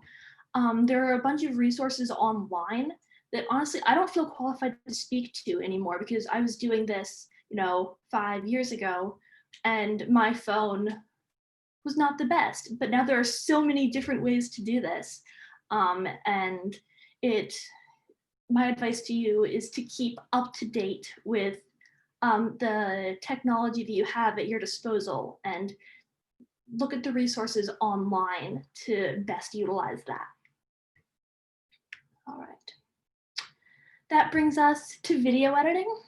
Now, I've used a variety of video editing programs throughout my course and my time in first. I started out with iMovie, and originally it was fine for what I wanted to do. It was free software that came with the computer, and it was good enough. But as I started wanting to do more and more complex things, it felt like I had to fight the software to get where I wanted to go. And eventually, for my last year, I upgraded to Final Cut Pro, and suddenly it's like the whole world was open to me as far as editing goes. There were so many different things that I could do, and if I'd had access to that in years prior, it would have made my job a lot easier. And so it's important to make good use of the tools that you have and to look around and seek out different options if the program that you're using is not working for you, because you can save quite a lot of time by using a program that actually works for you as opposed to against you. That moves us on to flow. Now, when I'm designing a video, I go so far as to storyboard out the major points that I want to create, especially when I'm doing something like stop motion that requires a huge amount of pre-planning. I make sure to do just a rough outline of what I want and when I want it. And this allows me to make sure that the flow is right. Because for instance, if I had one clip and then I cut it right in the middle to jump to something else, the audience would be drawn out of the video, and suddenly it doesn't seem cohesive anymore. I talked about templates earlier, and they are a seemingly very easy way to get a high quality video with a minimum amount of work, but they are so common now that it's really easy to see when somebody has used one. And suddenly when judges have got, 5-10 videos that are all done in the same format with the same templates, it's really difficult to stand out. So I personally would advise get away from that, or if you are going to use templates, use them sparingly and in a way that furthers your message. Moving on to font, it can really influence the emotion of your video. For instance, this is different than this, is different from this, and from this, and from this. And when I was creating videos, I made sure that all of my fonts worked with the emotion and the style of the videos that I was creating. Because if you're creating something very emotional and very heartfelt, it's going to be hard for the audience to take you seriously if, say, you're using Rainbow Comic Sans. And so I made sure to settle on a style that reflected the emotion that I wanted to put forward. That's also important when it comes to legibility. Now, that middle font there is very hard to see, and if there were other things going on the screen, that would be even harder to parse. And so I would recommend running the video by different teammates, sponsors, or mentors, and making sure that they can see what's going on and they can understand it easily on their first watch through, because otherwise, again, you're going to lose them. All right. That takes us to music. And music absolutely sets the tone of the video that you are creating. If you want to see how quickly it can kill a video, just Google music is important, because you can very easily change a scene from horror to rom-com just with a simple change of music. We're so coded to associate certain types of music with certain genres and with certain emotions at this point that you want to make sure that your video reflects that. However, you also have to follow first guidelines for this if you're creating videos that you want to be judged. There's a variety of sites, ways to get royalty-free or copyright-free music that I'm going to show later, but it's important to keep these in mind. And one of the ways that I found a bunch of good royalty-free sites when I was starting out was through YouTube, actually. If I was watching a video that had music that I enjoyed, I'd make sure to check the description and see where the original creator had gotten it from. And that really allowed me to find a much more diverse selection of music than I was finding just through my Google searches. All right. And before I get into questions, I'm going to just show you a couple of additional resources. YouTube, like I already mentioned, is great for music. It's also great for coming up with new ways to do things and ways to increase your production value. When I was starting out, I watched so much Film Riot and Indie Mogul. They are channels that are all about creating as high production value as possible on a budget of $5 to $10, which is what I had available. There's also Incompetech, which is very good for royalty-free music. And then one of the best resources that I found during my time in FIRST was other teams. Now, obviously, don't rip somebody's video off shot for shot. That's not going to look good for anybody involved. But if you reach out to a team, in my experience, they're more than happy to offer advice, suggestions. And if you say, hey, I really liked this part of your video, what inspired you? That can be a great conversation starter when it comes to these topics. So that wraps it up for me today, and I'm going to go ahead and open it up to questions if we've got any. Yep, thank you for that cool presentation. I really a lot about video production and editing. We do have a couple of questions. To start off with, do you recommend particular colors for fonts? It really depends on the video that you're going for. That's a great question, and it's something that I really played around with when I started out. By the end of my time in FIRST, I'd settled on a style that I liked. I had a specific font and a specific color scheme that I felt reflected our team. It fit in with our branding, and it was consistent throughout the videos that I was producing. But that took a lot of playing around with. And when I was originally looking, I just wanted to make sure that the colors that I were using were legible and were consistent with the message that I was trying to put forward. So if I was working on a Compass video, you know, not having bright colors, if I wanted it to be soft and emotional. And if I was doing something very like tech commercial and inspiring, making sure that it was something that really did pack that punch. Yep, thank you. On to our next question. What are your favorite memories in FIRST? Oh my goodness. There's so many. I did FIRST for 8 years, and I competed in FIRST for 8 years, and my parents coached before that. And so I truly grew up in the program, and I'm in college now, but it's fantastic to still just get to go back to tournaments because it is such a family. And I'm so grateful for the opportunities that I've received as a part of this program. You know, I was part of the inaugural FIRST Global team, and I never thought anything like that would happen to me in a million years, but I really cherish the memories and the connections that I've made through this program. It's such a good group of people. Yeah, FIRST is a really cool community. Third question.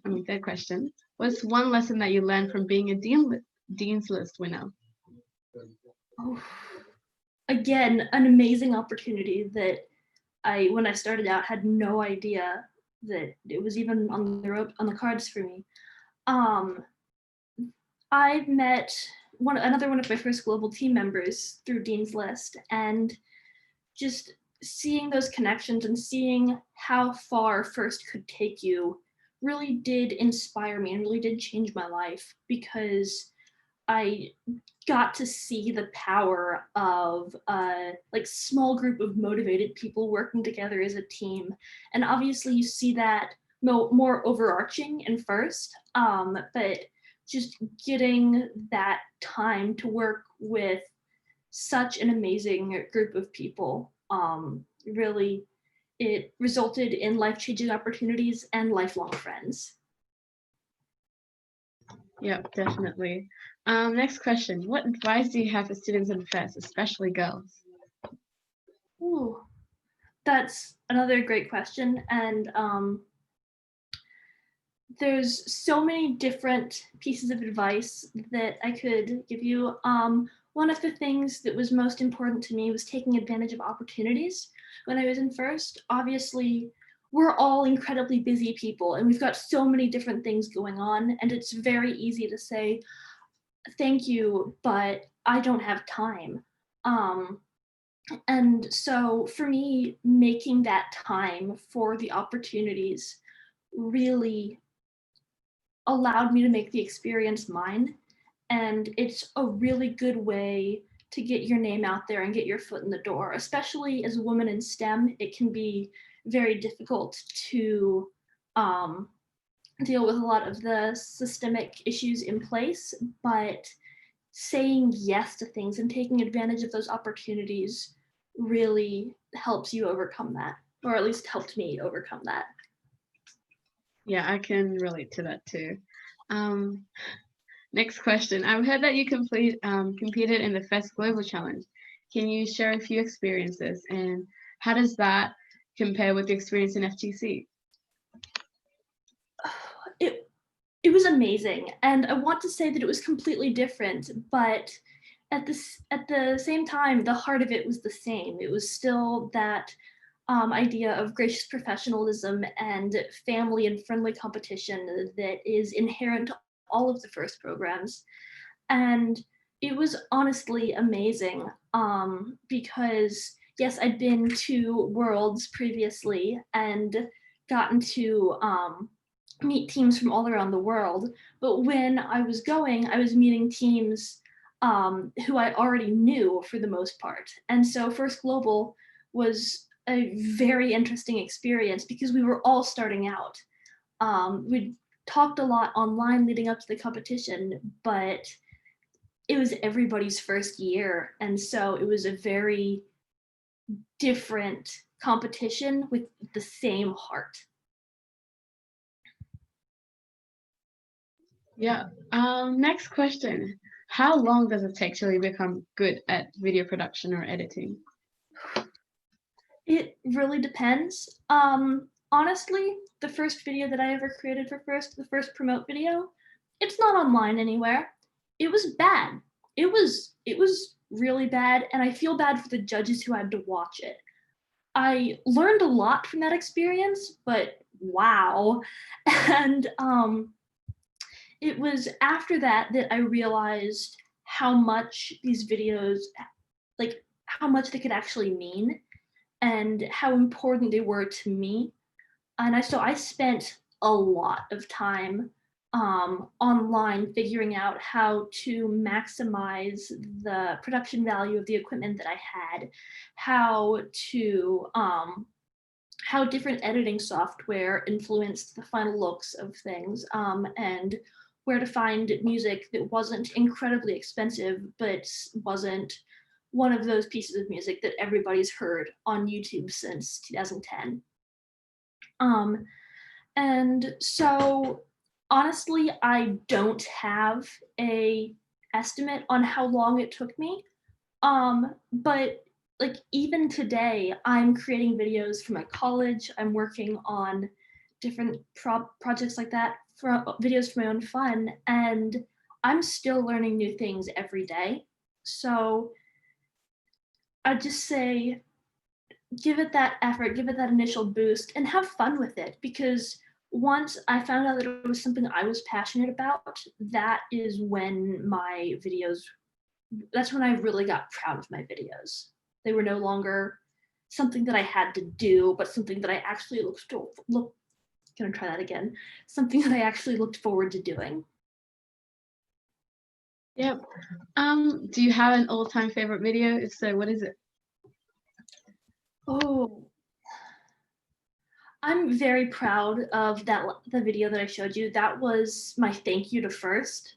That was my last year, and I wanted to say thank you for all of the amazing memories. But then I'm also very fond of some of the Compass videos that I've created.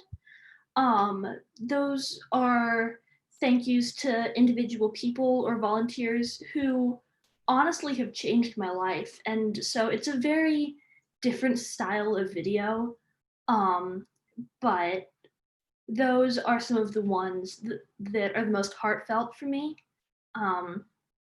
Basically, if a video is a thank you from me, then it's going to be very emotional, and I'm hopefully going to be very proud of it. Another question. Are you still connected with FIRST? If so, how?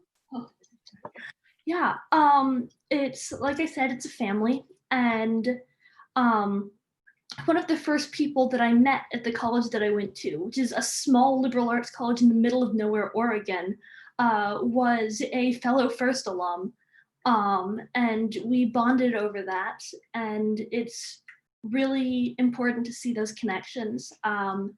I still volunteer for tournaments and try to make sure that I'm paying everything back in the same way that the program changed me.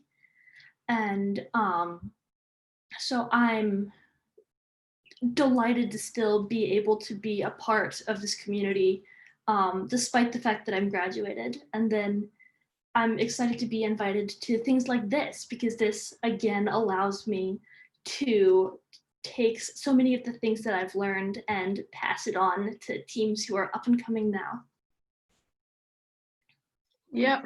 So what advice do you have for first alumni who wants to get involved after graduating? After graduating, social media. There's so much networking that goes on in first, and I make sure to stay involved. I've got a Facebook, not because I post anything about like me, but because I want to stay involved with this community, and because it's one of the best ways to find out about how to help. So social media and searching these opportunities out. There's also most likely amazing volunteers in your area. And if you post online or send them an email, there's most likely an email list you can get on, because events always need more judges, always need more FTAs, more referees. And it's a very fun way to sort of get away from college for a weekend and give back. Yep. And our last question, what key advice do you give people who are starting to do video production or editing? That's a really good one to end on. And something that helped me was to just fall in love with what I did. I really looked forward to getting to create these videos and then to getting to show them to the world. And it's something that now I do for fun, that and something that I find to be really fulfilling. And so that's what helped me, was when it stopped being a chore and started becoming something that I was genuinely passionate about. And so, like, if other people find that passion, then suddenly it's like the whole video editing world is opened up to them, because you just can't learn enough. You can't do enough cool things. That is really fun and sustains that motivation. Awesome. And I'm sorry, I lied. We do have one more question. So do you have some tips on staying focused on your video topic? Yeah, so that's again a great question. And it's important for me to keep the message in mind. So a lot of the videos that I created were very script heavy. And so I would lay my script out entirely ahead of time before I storyboarded anything. And that allowed me to focus on my goal. So for instance, the video that I showed you, this is how I plan to pay first forward. I always had that prompt at the top of the document that I was working on in my script. Similarly, there have been a variety of other prompts like that, and keeping those in mind is really important. For things like compass, I like to try and figure out why I'm thanking that person, why my team is so indebted to that person. And then if I keep that in mind, it allows me to build the video around that. And that's just me personally, though. We all have our different ways to maintain the focus. But what I find to be most effective for me is to find that message and then keep it in mind. And a part of that question was, does editing to a fixed time help? Yes and no. I do really enjoy creating videos that have to be under a minute long because it gives me somewhere to go. And then, when I was creating videos for college and I didn't have a time limit, it was suddenly like, oh, I've got so much time, but also, oh, I've got so much time. Because it really, a time limit like that really allows you to be succinct, but it also means that everything that you're putting in that video has to be important. And so, yes, it helps me to keep things focused. But more so than that, it's just maintaining that central idea for me that has really, I think, been so important in the videos that I've created.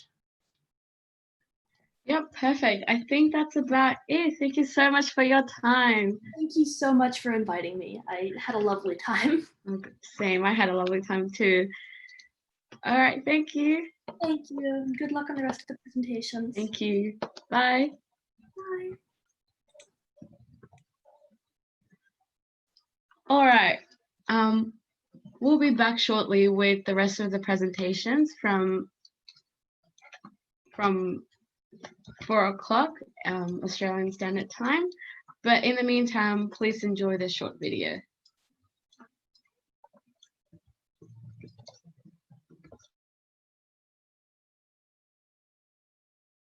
First Tech Challenge challenges kids ages 12 to 18 to program, design, build, and compete with robots. Once you get the challenge, you figure out your game plan. You build a robot so that you can complete many challenges. Teams use a reusable kit to program robots in a variety of coding languages. Every year you also learn more and more about coding, so then your code's gonna get better and better. Personally, I do not learn hearing about it, but hands-on is just go into it. Instead of saying, oh, I know how to build this robot, I can say, I built this robot. In First Tech Challenge, students are developing a broad range of skills. Manufacturing, hardware, troubleshooting, but there's also a lot of things that you learn that you wouldn't necessarily think about. People skills. Problem-solving skills, helping one another, helping other teams. The program draws so many students that come in who just want to do the marketing, who just want to do fundraising. You need to do fundraising because you need to buy kits and parts and everything you need for the year. And that's a great thing that the kids learn very early on. The model of FIRST has provided incredible opportunities for the students to interact with professionals.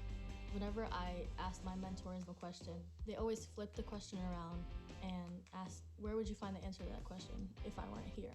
They slowly built my confidence up so much more to a point where we weren't asking them questions, we were just going. Each team has to compete at a local event, win awards at the local event, and then they're able to move on to the first championship. You walk into the room and then there's that smell, the smell of robots.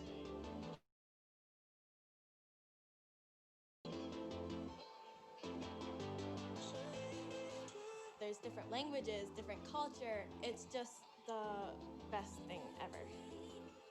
I think it's incredibly important for youth to see careers in science and engineering as a possibility for them. High school participants have access to over $80 million in scholarships from colleges, universities, and technical programs. First Tech Challenge is one of 4 engaging FIRST programs. First in one word, wow. Fun! First is inspiration. First is amazing. First is hope.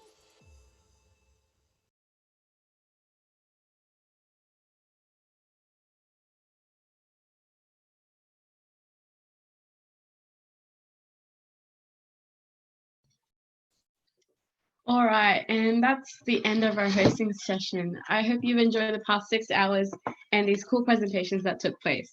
We'll be handing over to Taiwan in about 20 minutes, so make sure you stick around, and the link to the next YouTube stream will be up on the live stream chat.